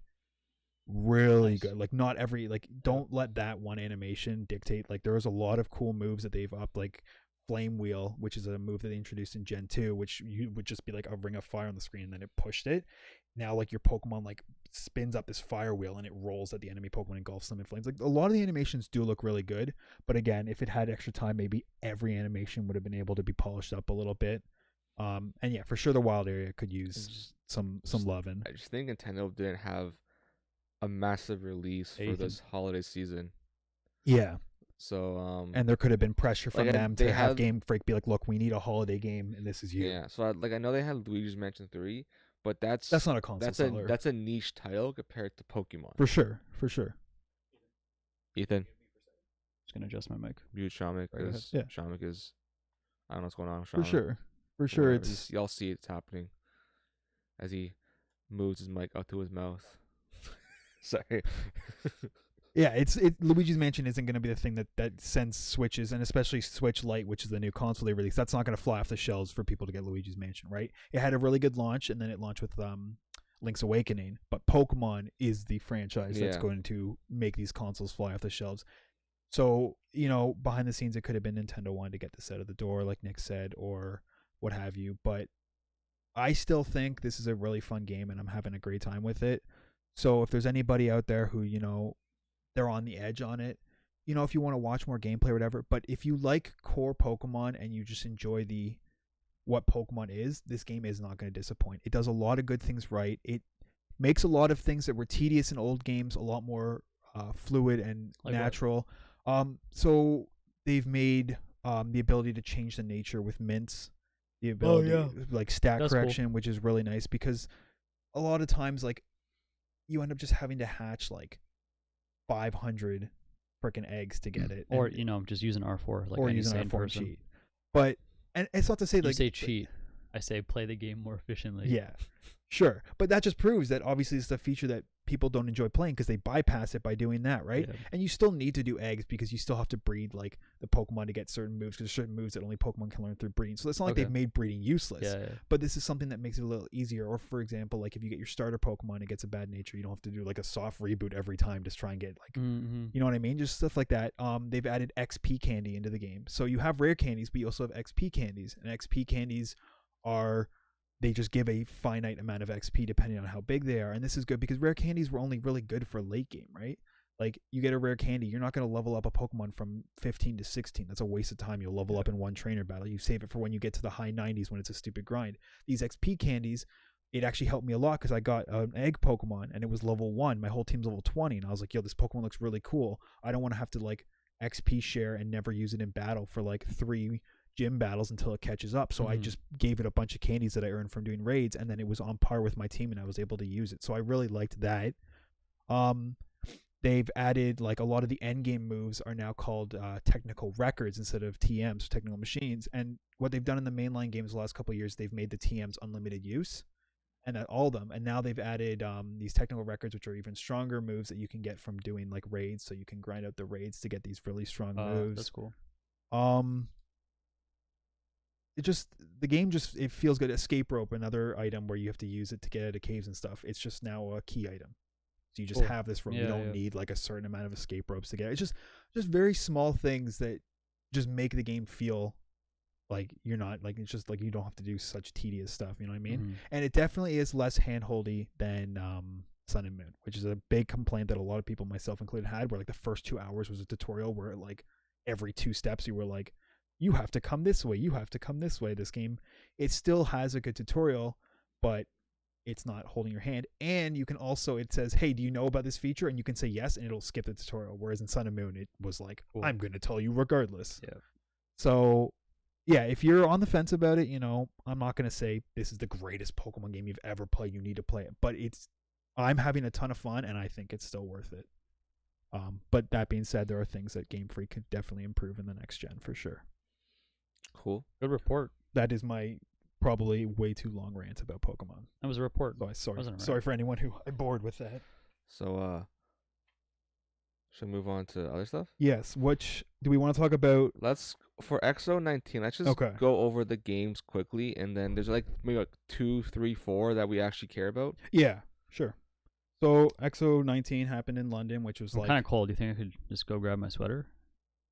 Sure. Yeah. I'm just gonna walk off the set and come Go back. for it. Okay. Cool. you better be listening to what we're saying. Then. I will be. Okay. So XO19, which is like Xbox is, what is the thing inside Xbox? Right. This is like Inside their Xbox, like yeah, live it's like, version.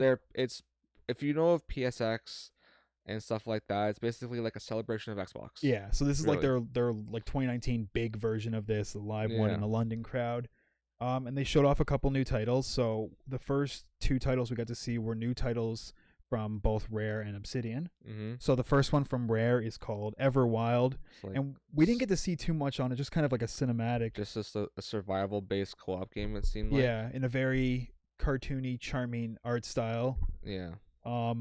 We don't know too much about it yet, but at least we have seen that they're working on Yo- it. It's similar to Sea of Thieves, and I think people are hoping an open world kind of thing. You know what I was thinking when I saw this game on like when they revealed it? I was like, what if this game looks like this, but then you get a weapon and you hit one of these animals and there's just blood and gore everywhere? I would love it. Like So a much. cartoon thing, but with like Yeah. heavy gore. No, it's not like, but like it would not heavy gore, but like some, Yeah. it would change it up. It would. I feel like I that'd be so Doubt surprising. you're gonna get that based on Yeah. what Sea of Thieves had, but What's the next game on the list? the next one Obsidian showed, and before anyone starts panicking, why are they making this and not RPGs? This is a like subgroup of Obsidian. They're still working on an RPG title. Who's There's- panicking? No one here is panicking. No, but people. They're like, oh, why are they making this game? Where's my Outer I don't know Worlds They anyone. have the financials to make smaller games that they want to make, and they're making Honey I Shrunk the Kids the video game. Yeah, so it's called Grounded, and it's basically like a survival co-op game, but you are like the size of ants or smaller, probably Yeah. smaller than that, and you have to survive in like through the grass against creatures that to a normal everyday human are like we barely even see them, right? Yeah. Like a blade of grass looks like 100-foot tall tree. It looks cool. I don't know. Like it looks like a game I would pick up and try if it's. If gonna I could be- get Gears of War style executions in this, I would also play it. you just want gore everywhere, don't you? I mean, I'm 26, 27 almost. I'm like these children games are. You're way- not like in the Fortnite style that everything's going. That's exactly. Yeah, I what remember you said. saying that when we were Yep. watching it. The next game we got to see was Bleeding Edge, which we saw a bit at E3, which is being made by Ninja Theory. We now have a firm release date of That one I'm pretty March sure has 24th. blood, guts, and gore. yeah, and it'll have But a it's a hero closed beta. shooter, so Yeah, what there's am- too many of those. They can Yep. fuck off. Yeah, I don't want to say this game looks disappointing, but it's just I was looking at it and I was like, meh. Like It looks almost like Overwatch to me. I and think I don't like Overwatch. very- Overwatch ruined hero shooters for me. you think so? Yeah. There was only ever been one good hero shooter, and it's And that's Rainbow TF2. Six Siege. I would say TF2 because I haven't played Rainbow Six Siege. TF2 is amazing. The best thing for me though came about halfway through the conference, and you see this golden bird flying, and it lights up the world, and then it comes You're flying silly. again, and then it lights up, and you see a couple towers, and then you see Uh. castle walls. Age of Empires 4, baby. We finally. It was the smallest 45-second Wait for pre-rendered some trailer gameplay. with no gameplay Wait at for all. some mechanics But this was details. the first time we've Like, seen chill. it. No. There's no chill. I'm so freaking happy. And they're It- going back to medieval, which Yeah.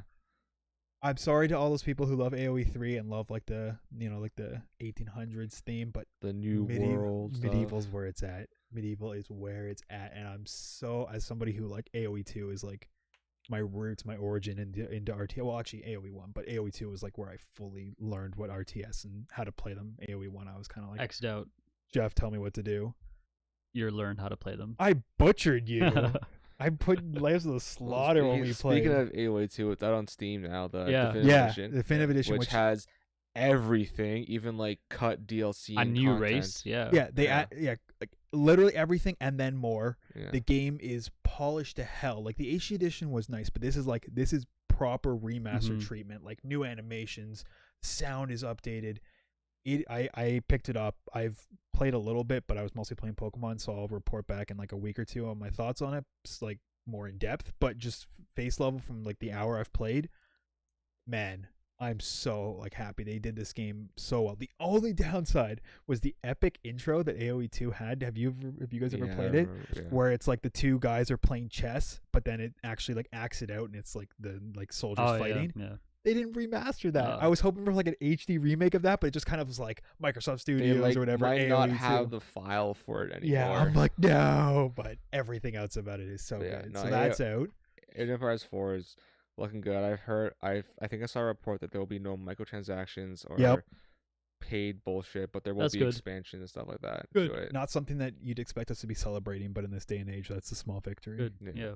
So it's still a long ways from being done, Mm. but the fact that we got to see something is nice. And hey, if you want I to play Age think- of Empires until it comes out, AoE 2 Definitive Yeah. Edition and AoE 1 Definitive Edition are on Game Pass.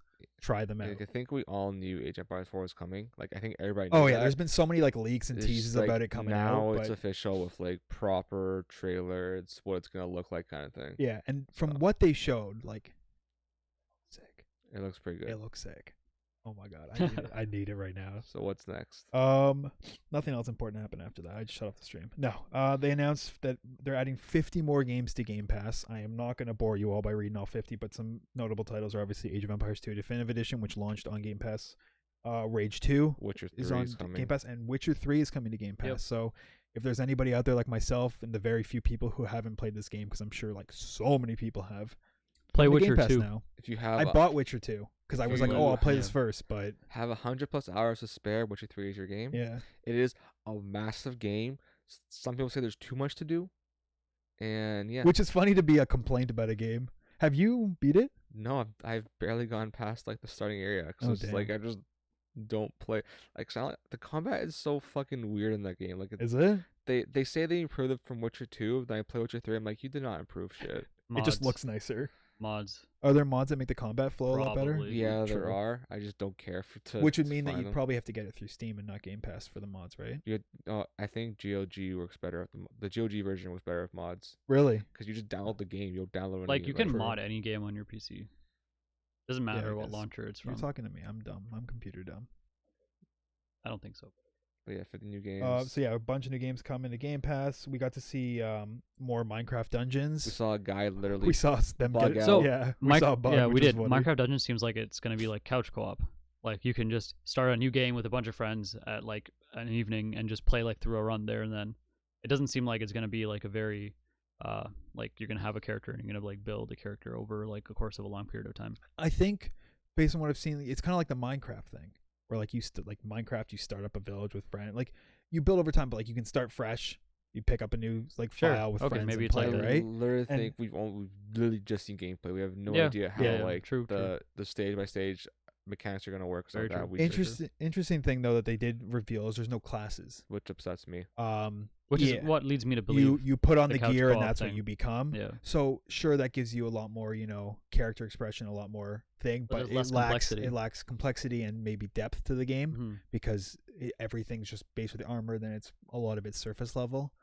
I'm not too surprised because they're probably still catering this to a more casual audience since it's got the Minecraft skin on it, rather than catering to the older people who are coming from games like Diablo or Path of Exile 2. What? So disappointing, but the gameplay still looked really fun from what they showed, except for the part where that guy got stuck and they had to reload the instance. Yeah, that was funny. And that's set for April 2020, no exact release date, but coming soon into 2020. So I'm excited because I still want to pick that up. Flight Simulator. We got to see more about that. Is that getting so good? I will admit, like, it doesn't look like a game I want to play, but visually it looks really freaking nice. I don't know. I'm a Flight Simulator kind of guy. Are you excited for this to hit Game Pass? Like computer like first. if it comes out on Game Pass and you have the means and everything to play it, will it be a game that you're gonna probably download? Yeah, probably. Yeah. I don't know. It's like go flying back to your around roots. different games or different airplanes. The reason you play a blasphemous controller setup is Inverted. Flight Sims, yeah. Yeah, because inverted makes sense. There's a big stick on the back of your character's head, and down is up, up is down. It makes sense, but not for shooters. And you're weird, and I judge you forever. Philly plays inverted. I'm like, what's wrong with you? Where did I go wrong? It's Yeah, the smarter. right? There are two kinds of way to people play. in the world: The right people, right and then people, inverted people, and people So- who play inverted. Exactly. Also, New people. I will say, I think, or actually, no, I don't think. I take some pride in being a good pilot in video games, and a lot of where I got that from is playing Flight Simulator games when I was young. Yeah. So I'm excited to, How long till you crash a plane in that game? like, immediately. Purposely? Yeah, because you have to know the limits of the game. Right? Fair. like I So- did in Days Out, the helicopter, right? Yeah. Now, what kind of plane are you like? What kind of aircraft is like the first one you want? You want to get like a fighter jet? You want to get like a 747? I prefer biplane. like if it's maneuverable. Yeah. I like acrobatic style planes. I'm not really. Some people play Flight Simulator and they do it for like flying the route, like Truck Simulator, like like flying the Like get into a passenger jet and just and go from doing like over the Toronto jet to stream Vancouver. or like whatever, and doing all that. Yeah. I like to get into something small, nimble, maneuverable. Find a city with like high rises and like just try to like go under Weave. bridges and that kind Sounds of thing. extremely dangerous for the people living in those cities. Yeah. Worth it. Worth it. That's what I like to do. And we got a lot of juicy details on Project xCloud. So it's coming to Windows 10 PCs in 2020 because right now it's only with Android devices, so that's pretty big. Also It's coming to Canada 2020 as well. yeah, it's coming to Canada, Western Europe, Japan, and India next year because right now it's only in Korea, the States, and UK. It's going to support Sony's DualShock 4 controller. Which makes a lot of sense. Makes a lot of sense, but Because why wouldn't you? yeah, it just shows how like again these I know these And this things. is I don't think this is a Sony decision. This is a Microsoft Oh, decision. for 100%. Right? The DualShock 4 works on PC on Windows 10 PCs. Yeah. Yeah. So like, why wouldn't you just allow it to bring Game Pass? Yeah, Like, at the same time, like, 'cause- hey, they PS4 users PlayStation might not buy our console, but if we can get them in with our games, yeah, and they can somebody use who their owns a PS4 might yeah. still own a computer. yeah, you can use the DualShock 4 on your PC to play Xbox games while still owning your PS4. Yeah, Mhm. because some Like- people prefer that controller. They're weird, but they prefer that controller. Honestly, I think they both have their pros and cons. I like the sticks better a little bit. I'm kidding. I will say the DualShock 4 is a lot better.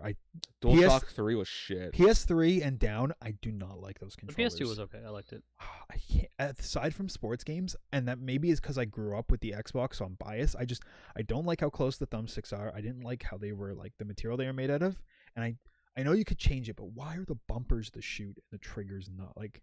Well, the PS3, Why? yes, it was like that because the bumpers were shit, but the PS4 is much better. Yeah, that's why I will say I'll give the DualShock 4 a lot less. The DualShock 4 is the flack. best PlayStation controller out there right now, like hands down. It's the best one out there for PlayStation. Yeah, But beyond that, it's like, what the fuck were you thinking? yeah, their older controllers were The original interesting. DualShock. That was on PS1. One. It was like a not the launch controller though, right? It came later. Yeah. And this is probably the biggest news that the streaming, like xCloud streaming, is coming to Game Pass. As long as you have Ultimate Game Pass, whatever Yeah, it is, you have have xCloud. xCloud. So you get like what, a bajillion games? Yeah, so right now they have 50 games on the because they're doing like this is all still beta, right? Like this isn't an official launch. But once it's, out and everything, you're going to be able to play the entire catalog of Game Pass and play xCloud just with a Game Pass subscription. Like every event they have, Game Pass's value just keeps increasing. It's insane. Yep. And again, I they bet you the offered price is gonna go up. They offered They offered another 3 months if you've never subscribed for $1. So for us who already have done it, this doesn't benefit. But I don't think I've ever done it. So You can get 3 months for $1. I might do it. Like, that's huge value. Yep. You get so many, and there's a ton of good games that have come out recently, like Outer Worlds, Gears 5. Like, it's crazy, and you're gonna be able to stream. Like, I definitely want to try this out, and knowing that I might already have a Game Pass subscription, I don't have to pay when is for this, it. like this xCloud stuff available to us? 2020 at some 2020 point. is Okay. yeah. So we don't have a definitive answer, but you can, I think, start registering even if you live in Fair. places that aren't being Yep. used right now. So such as Canada, I think you can register so that when it comes out, you can hopefully be one of the first people, because I think they give it away in waves. It's not like all of Canada can now play, right? So overall, did I miss anything that you guys liked from the event? that they Halo. showed? Oh my god, I skipped over Halo. Holy Yeah. son of a bitch! So I can't believe I think- just did that. Thought there was something. So Holy they crap. they revealed the PC and also Reach release for MCC, which is December 3rd this year. But has Nick, I'm hyped. You can't say it but has- and ruin the hype. several people, I don't know how many people, but people concerned because the Reach flights, especially recently, have not been the greatest, but it seems like it's a person-to-person or rig-to-rig issue, where some people have issues, some people don't have issues. And people are like kind of concerned, like, is Reach actually going to be ready for the PC launch come September 3rd? Hopefully. Even though knowing the PC flights are up to maybe 4 weeks behind of the final of the main build of the game. I want to believe that they're only releasing it because they feel it's ready, because talking to them early in the year, their first flight was what, April? Early May? Yeah. Like, I think it was May supposed or to be June. April and it got delayed. Yeah. And they were talking, a couple of them, they were talking about how, they want to get this right. There's a lot more in detail stuff that they needed to work on to get this working on PC. A lot of stuff that the console didn't have to factor in when making this game. And they pushed back flights. They've done flights for longer than they thought they would, because there were talks about potentially having Reach come out in the summer, right? And it got pushed back and pushed back. And I want to believe that's because they weren't happy with the product. And I hope that they're Probably. maintaining that going into this release, saying we're in a spot where we're happy. And I hope this isn't a shit, it's holiday season, we probably should get this out by now. Yeah. So I mean, I think this will set like an experience standard for the rest of MCC. I Yeah. feel like if they don't deliver a clean product on launch, they're probably going to have issues with the other Halo games. yeah, You know? and you're gonna lose a lot of trust, and that a If lot this of is people MCC have. 2.0, but just a rehash of an original Yeah, MCC. because MCC launched rough. I remember being at your house trying to find matches all day long, and we didn't Yeah. find. I think we found like one match First- that crashed. Birthplace. Like we found a couple matches, I think, but it wasn't a. Fun Yeah, but experience. half of them were like 2v1s because people Yeah. were DCing. Like it was a disaster Yep. for what everyone was so hyped about. Like, this is a collection of Master Chief games. Like, give me, right? Mhm. So a lot of people have maybe forgiven you, or some people who weren't even experienced by us, who are PC gamers, are, who played Halo, are excited for this. Interested, And if yeah. you drop the ball on the Reach launch, a lot of people are going to be like, you know what?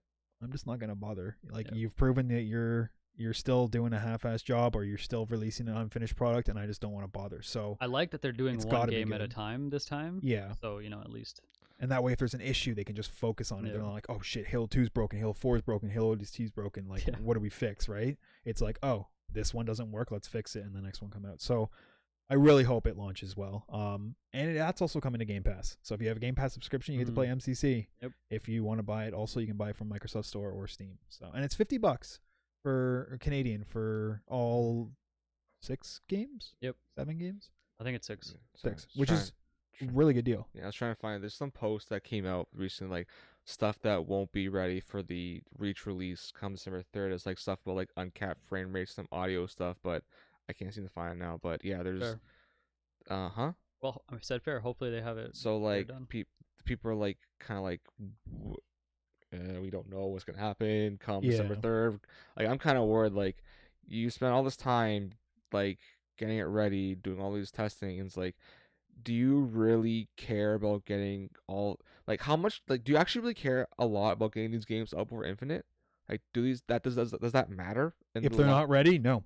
it, Because if you release an unfinished product, you're gonna kill the hype for this Halo game. it's like, why you and it shouldn't Infinite too. I think it a shouldn't- little That's what I mean. Like, you're gonna kill the hype for Infinite if you Yeah. drop Yeah. the ball with this. like, it shouldn't matter when like these games come compared to Infinite, because Infinite's gonna be that new shiny Halo game. Like if these older games take a longer time to come out than Infinite does, then who gives a fuck? Yeah, it's not ideal. Sure, Agreed. you'd love in a perfect world to have these games perfectly lead up into Halo Infinite so that Mhm. everyone gets hyped. But you got to balance. You can't get perfection. Welcome to the real world, right? And you got to decide whether it's worth it to try and get that hype with a product that could disappoint people, or just face reality and go, we'll release it when it's ready because Mhm. we want to honor releasing a good product. Yep. So like I just I don't know. Only one way to find out. Yeah, We'll I'm see. I do want to buy it on Steam because I know it's where everybody else is getting it right now. I'm gonna hold off because I have a Game Pass subscription, so I'm gonna so do I. try it on that first. So do I. But I'm just like I want to wait and see if like this game actually does run well. Yeah, I'm gonna download it on Game Pass and try and play it on December 3rd. Although we remember what happened last time Reach launched, the servers caught fire, so we'll see So what that was happens. the beta. True. I missed the Reach beta. Such a fun time. That shit was unbalanced as hell. Yeah. Grenades Such a were fun time. broken. Grenades were so broken. Grenades were fucked. Grenades were like one-shotting you from halfway across the map. The shotgun was cross-mapping people. The Yeah. grenade launcher was pretty busted. Yeah. So yeah, I guess Game Pass is probably the safest way if you want to see how it turns out and still want to play it on day one. If not, I guess just wait and see. Plenty of people will be buying it and hopping on the Yep. hype train anyways. So This gets me excited for fingers crossed, boys. competitive Halo. Halo coming to PC. I- It's got to be done right. Care a little bit about that, so I just wanted to throw that out there. Yeah. Maybe we'll see. Are you some- gonna hop back into playing ranked in some of these games when it comes I out? played ranked. I've been playing ranked for Halo forever, so yes, I will continue. Nice. All right. Shall we move on to Stadia news that launches this week? Yes. So Stadia is launched this week with a whole slew of missing features.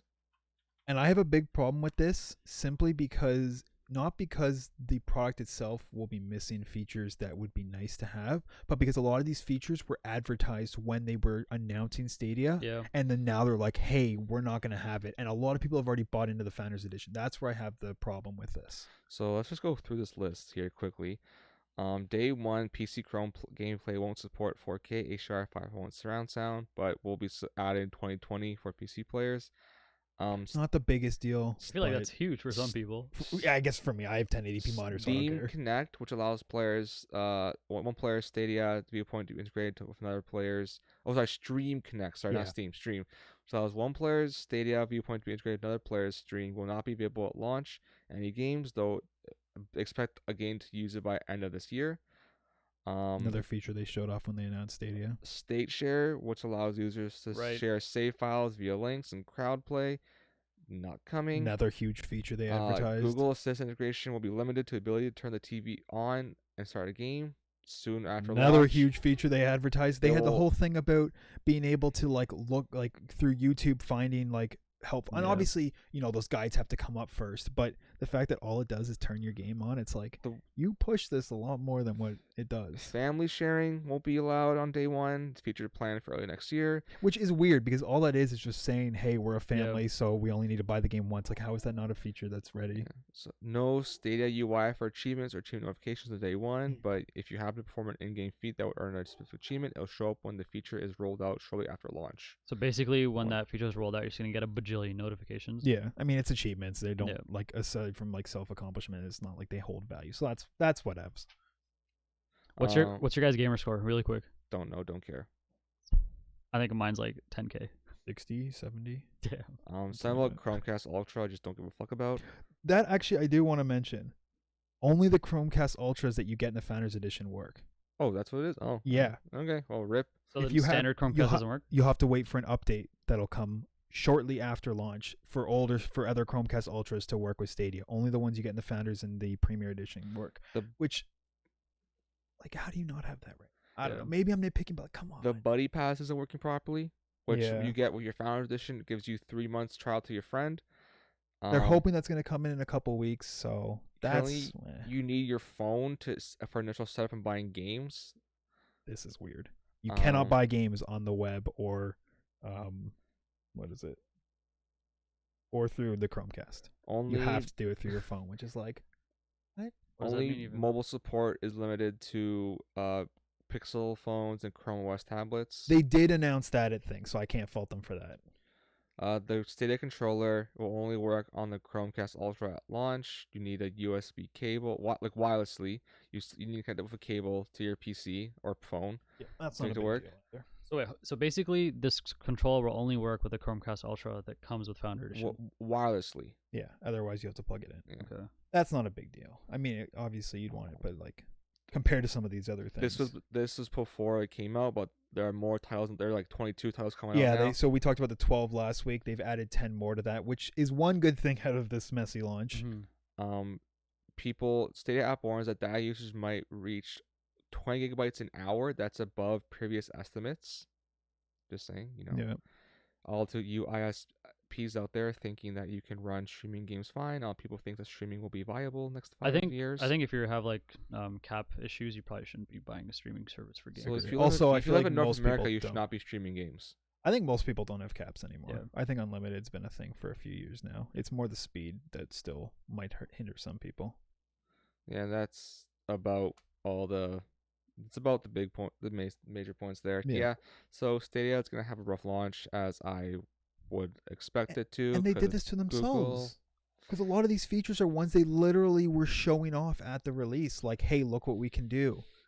Like, if these aren't ready, either don't launch it or don't use it as a selling feature and then pull the rug under people. Like, that just, I don't get that. Even the developers that are making the game keen for Stadia Yeah. on launch, they're scared to develop for Stadia because like we don't know if or when Google is gonna pull the plug on Stadia because that's Google what they do. If Google doesn't like what they're doing, they pull the plug. Yeah. Like that's Isn't why. there like a website like Google died or what died from Google or I think I've Google seen that killed or site. whatever the heck, and it's like all the different I things. think you linked that.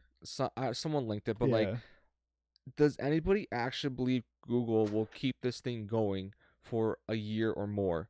Like, it's a fucking miracle we're on the 4th Pixel phone. Like, just hands down. Like, are you serious? I will say I love my Pixel Like, phone. the Pixel phone, like, I don't know what the 4th one, but, like, the first one was great. Second one was alright. The third one was, I love my third iteration, I but, love like, my phone. like, it's a miracle that there's 4 of them. It's a miracle that there's another Chrome tablet, and they keeping these Google Minis outgoing because they're probably, like, selling like gangbusters. Yeah. But, like, does anybody actually expect Google to stick with this if it's not profitable? It probably won't be profitable at all for the first year or so. Yeah, it's definitely going to be one of those things where you take a hit for a little while before you start seeing money, and it's all going to come to whether Google's willing to do that. They financially can do that. I don't think they're going to do. I think Stadia is gone by 2022. I think it ceased to exist by then. I hope not. The Ouya of today. I really hope not, because I'm sure there's like a lot of people who have put money into this, and that's going to suck for them if they get burned. Well, But- I mean, a lot of people bought Ouya too, you know. So. True. But yeah, it's just, I don't know. It's just these false promises that really, really bother me. And I haven't even bought it, but Mhm. just these features that were key things that they Yeah. were using, like, look what we can do. And then you're like, oh yeah, but we can't do it on Yeah. launch. It's like, Luckily, I only buy into things that don't make false promises, like Star Citizen. I'm a very happy person currently. at oh, this for very sure. I moment. can imagine. I can imagine how those games have just filled your life with joy and gameplay. Being like, one is Oh, wait. technically out in some sort of a state of game, and one doesn't exist. What is a fucking dream? A fart in the wind. You know what's another dream that's been going around for a while? What's that? Anthem. True. Anthem being a game. Factual. The And 8th accurate. best-selling game in the States, North America, this year. So Is Nick, apparently going through an overhaul. I have a as question for report you. by Jason Schreier from Kotaku. are you ready for more hope? I don't know. Are you ready for more hope? Nick? Rebellions are built This- on hope. Shut up. He's using your weakness I against know. you. I know. This is a game that you loved, but it had so many faults. Are you hopeful that this news will save it? I mean, like, if it's true, EA is doing something that is very unlike them, and they're giving the game a second chance. Yeah. Well, they gave Battlefield 4 a second chance. Let DICE fix that shit, fix True. those problems. But yeah, like Maybe they saw Ubisoft fixing Siege. No Man's Sky had a massive revival. Siege had a massive Yeah. revival. Final Fantasy 14 had a massive revival. Mhm, mhm. Like DayZ it- will have a massive revival. it has. It has been done before. To like No Man's Sky, if you want to call it a massive game, sure, it was developed by like a small studio, whatever. But it was like publicized massively. Sony was like, "Yo, check out this game. It's gonna be Sony sick," Yeah, and it yeah, was had a big hand in that game too. Yeah. Fucking like flopping. Yeah. Final Fantasy 14 on launch was not the best, and then they did Final Fantasy 14: A Realm Reborn, now one of the most popular MMORPGs out there, probably one of the best, if not the best, considering WoW is where it is right now. yeah, And then Rainbow Six Siege, dead on arrival, complete dead on arrival. Ubisoft put their heads down, grinded it out, and made the game probably one of the best competitive first-person shooters out there. yeah. Its competitive scene is huge now. It's a big game. it has been done before by 3 different studios, 3 different publishers, right? Yep. Why can't the same thing happen to Anthem? Like it's happened before, it can happen again, right? All you need to do is put your head down, stay quiet. First of all, stay quiet. Like, shut your mouth. Like don't Yeah. say a single thing. When you're ready to show something, you show it. Yeah. I have a reason. I'm gonna put my hand up here and say why it can't happen with Anthem, and it rhymes with electronic farts. What could that Yeah. be? So See, I don't believe But- Nick. as of Friday, we live in a whole new world because EA released. Oh yeah. They released a game published by them that has no microtransactions, and that is Oh, yeah. single player only, Well, And it's doing extremely well. and is doing well. EA published a single player game And with it's no not on microtransactions. the Frostbite engine too. Yeah, and it's on a Frostbite. This could be I the wanna play time it where so EA bad. goes, wait a second, we don't have to be stupid all the time. true. I really think this Star Wars game. I We even want mentioned it. that how that game is doing. Like it's being Oh, it's doing super it's well. being received well by like pretty much across the board. Yeah. Like if there's negatives about it, it's very few and far between. But like the game looks like it looks like I want it. Oh, I want it Yes, so me too. badly. Like it looks really good. People are Looks saying really it's really good. I've been watching gameplay and then quickly closing it because I don't want to spoil it. But I'm Yeah. like, I want to see more. Yeah, I want to see. I don't want to spoil for myself. Like it's looking really good. I will eventually pick it up for myself. But yeah, hopefully like they see, hey, not everything needs to be on the Frostbite engine, which other than Dice, nobody knows how to fucking use. Yeah, And like not everything needs to be littered with like crap. and friggin' games for service, or games as a service. Whatever. So like, I want like. Obviously, I want to have hope, but I can't have that hope without seeing something. But I love the idea of Anthem, like how you're this Iron Man-esque like character who just wrecks shit with like your abilities and just wrecking havoc across the landscape, and like the world is so beautiful and cool, and like I love the combat in that game. Mhm. I literally think it has better combat system than Destiny, like hands Sure, down. Like sure. like I will die on that mount. They're molehill. different. for me, it depends on what you want. Gunplay in Destiny feels way better in my opinion, but the abilities and just like But I'm not looking in the type of game of Destiny, Division, and like Anthem are like those open, massive like RPG-esque games that like give you this open world. You collect loot, you like grind out these things. I want my abilities to mean something. I want them Yeah. to feel good. and they do And shine in Anthem for In sure. Destiny, yeah, they are powerful abilities, but like they don't like other than your supers, like yeah, your grenades are cool, like your melee abilities can do stuff, but like some supers to me don't feel as impactful as others. Titan supers. But like in Anthem, like literally in Anthem, your left trigger ability can be just as powerful as like your super in Destiny. Yeah, Like that's what I'm looking for in like this type of game. I want my abilities to feel good. I want them to I want them to pack a punch. I want them to like have fun to play with. I don't have Mhm. fun playing with the. Unless I don't have fun playing with them, like I don't get the same enjoyment using my abilities in Destiny as I do it did in my short time in Anthem. yeah, That's what I'm saying. And like even with Division, like you can tell like straight up like your abilities like that are like third fiddle. Like, in Yeah. That game, Division 2 is probably the best cover shooter to release this year other than Gears of War. Because so like the guns and like all that play a massive role, and like the cover to cover combat feels amazing. Division 2, and Destiny is probably one of the best, if not the best, first person shooter to come out in the past year or two. If you want to, I always still say Titanfall 2 is the best first person shooter to come out in the past decade. That's my opinion. damn, that's a Um, bold statement. That is my 100% rightful opinion. Fair. I'm not saying it's right, but like that's like what I Yeah. say. And then Apex Legends builds on that Titanfall 2 FPS, but like I still think Titanfall 2 is better. Anthem is like this my hope for like give me the ability to just wreak havoc. I want to plow through enemies with these like huge abilities and just like wreak havoc across the world. I want to feel powerful. I want to feel like a freaking epic Iron Man Like machine. the superhero that you are for these Yeah. people. Yeah. And I just, if they're going through all these overhauls and all these redos, I'm like, what? No Man's Sky Next was like what? Almost a I think year it was and a half? 2 years after. 2 years, I like, think. and that's a small studio. Yeah. BioWare is Montreal still exist? Yes. Yes, but I think they're working on the new Mass Effect game. Yeah. The two that worked on this game are Austin and Edmonton. Edmonton, yeah. So, but BioWare Montreal like had to be downsized, didn't it? Yeah, I think you're right. So Might be, yeah. even in this article, like they said, like that there's a new Mass Effect game in pre-production. Yeah. Which doesn't mean it's being made. It just means like Yeah, they're they're thinking about it. They're concept, talking they're about it. brainstorming. Which I'm Yeah. like, so maybe Mass Effect isn't dead yet, but like You want Anthem I to? want Anthem to be good. That's all So- I want. I just want it to be good. This article specified a couple ways they could go about it. So there's no confirmation about how it's being done. All we know is that BioWare, both Edmonton and Austin, are still working on fixing this. Eventually, like the game was supposed to, it's going to be passed along to just the Austin team, Mhm. and they're going to run it. But right now, they're both working together to still get this game working. They're debating about calling it either Anthem Next or Anthem 2.0. Aren't the biggest issues of this game just like end game stuff? Yeah, so it's the whole they're doing a slew of huge things. overhaul to a lot of the core things, such as mission structure, the loot, and the actual world itself and how they design it. There's talks about them splitting it up into smaller areas, such as Destiny, where you have your regions instead of just the one map. They're trying to limit the amount of times you're loading screen and going back to Fort Tarsus to hand in your quests and stuff like that. So they're doing a lot of big changes. Well, nothing has changed about gameplay from what I've heard, which is great because that was by far the best part of the game.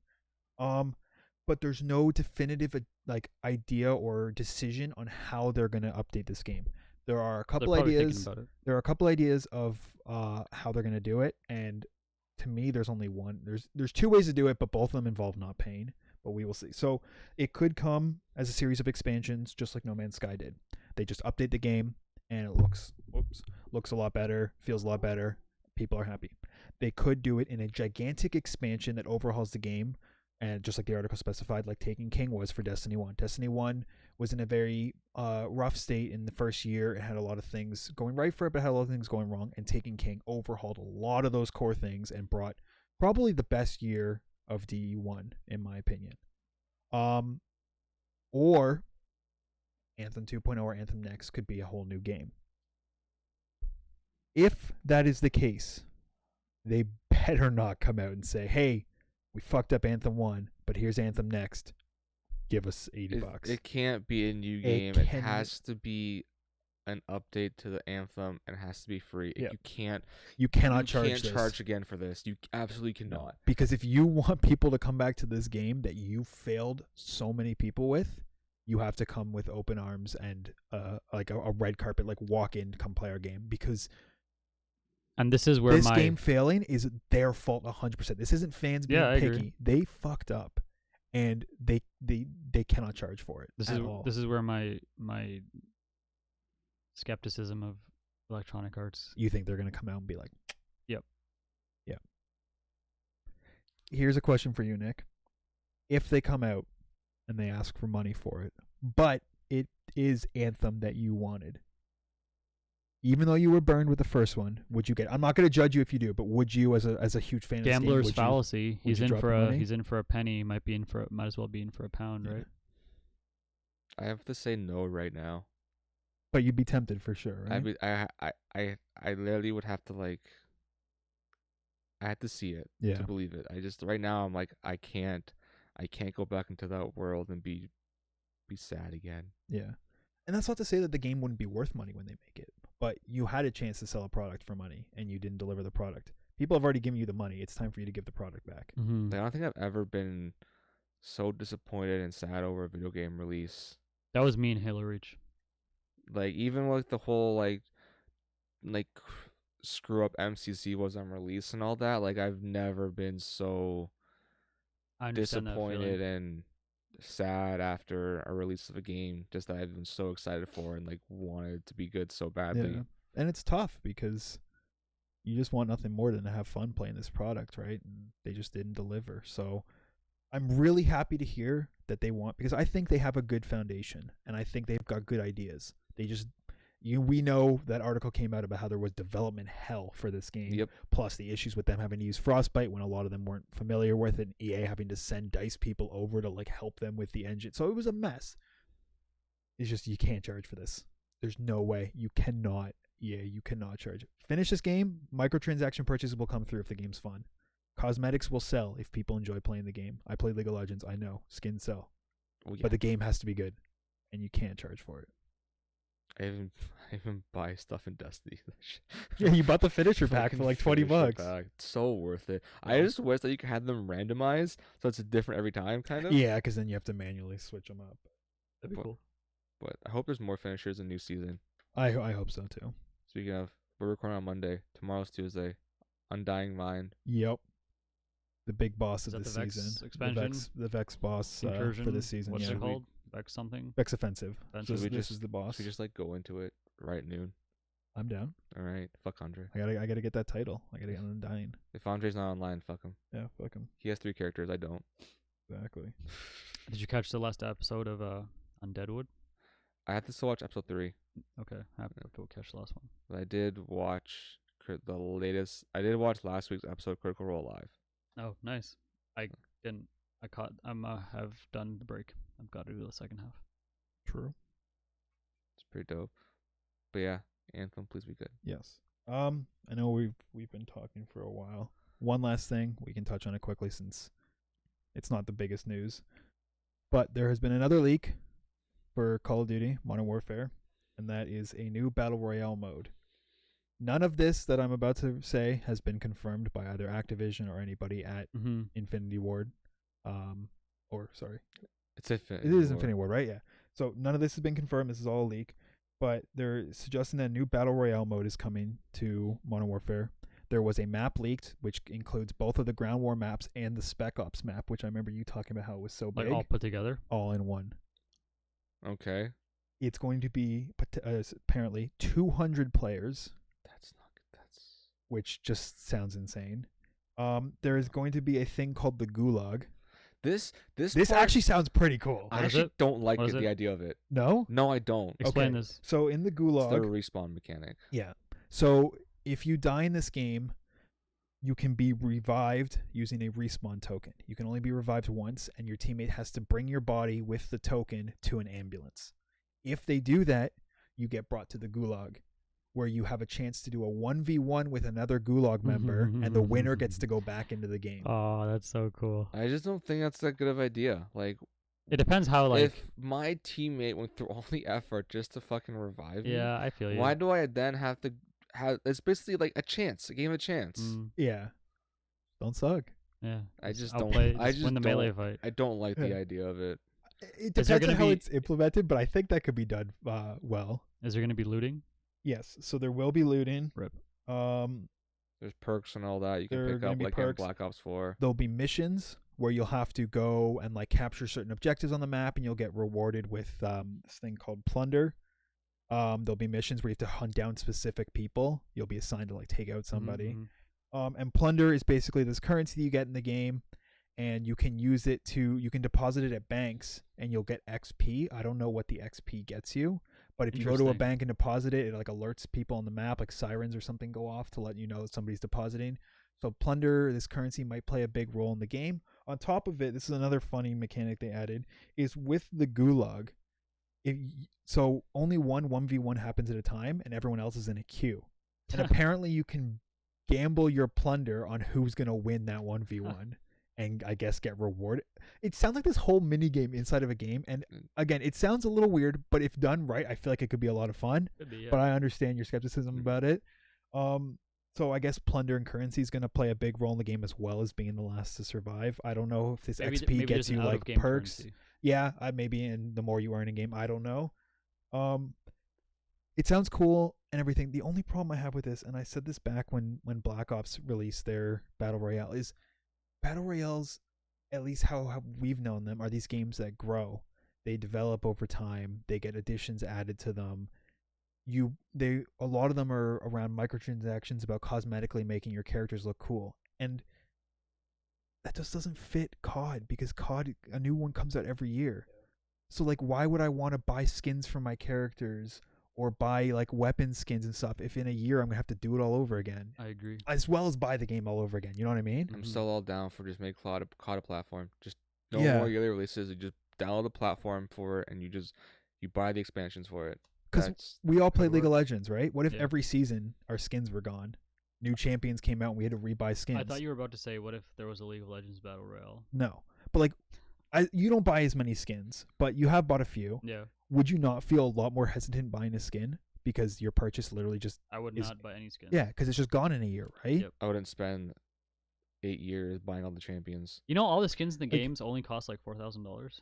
So you guys are like already almost there. Might as well continue. Can we May as just well. not go through that dark hole? Like, I have no regret. Actually, that's a lie. I have like 3 Shaco skins from mystery gifts. I have a couple regrets, but I'm gonna buy you a Teemo skin just for that. I just like, it sounds cool, and for people, and they haven't said whether it's free or paid. I swear to God, if it's paid, that's They even- said that's all ridiculous. the updates to the game will be free. Yeah, so so nobody hopefully this is, like, follows that. behind on content unless you're playing on PS4 and you have the one game mode nobody else can have for a year. Yeah, Spec Ops Survival. Again, none of this is necessarily confirmed, so this could all be a whole bunch of fake shit that somebody made up, and we're looking like fools talking about it. But if it is real, I would feel like, I don't know. I think, if they don't want to make COD a standalone game, then make a BR COD that's standalone that survives for more than 1 year. Because doing this thing where you have to pay $60 or $80 every year to get the game and then have to rebuy any cosmetics that you want, I don't know. It doesn't I agree. fit. And if maybe then cosmetics or whatever, have them earnable in game, if you're gonna hide it behind this $80 paywall to buy the game, you know what I mean? Like, I don't know. Maybe I'm just being picky, and maybe Maybe that's- some people will buy their cosmetics. Who knows? Yeah, I bet just- you some people will. I don't know. It feels a little weird, but maybe that's just because we're used to games that are going on for years, and maybe it's just change is different. But that's just No, my it's just 2 Call of cents on it. Duty. That's just my 2 cents on it.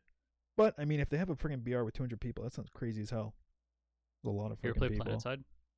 A few times, not much, Yeah. but I play with you guys a few times. You ever run into like 300-man trains? Not that many. I've run into a lot of people, but not that number. Didn't those Fun. games have like 500 people? I think the servers were 2,000 people per server. Jesus. Yeah, it's you're on a massive battlefield of Yeah. like several war was going on at the same time. Yeah. Fun time. That was nuts. People were bad at that game. People are bad at I have every a game. clip of me shooting an enemy or a friendly in the back of the head trying to snipe an enemy. Was there team friendly fire? Yeah. Wow. Yeah. How could you?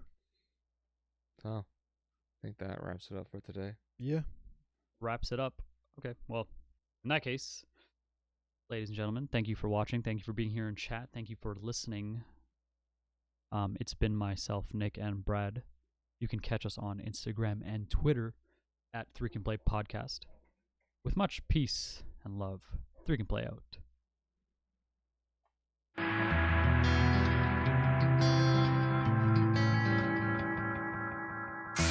Inside the book that I wrote are all the words that we spoke, yet only with our eyes.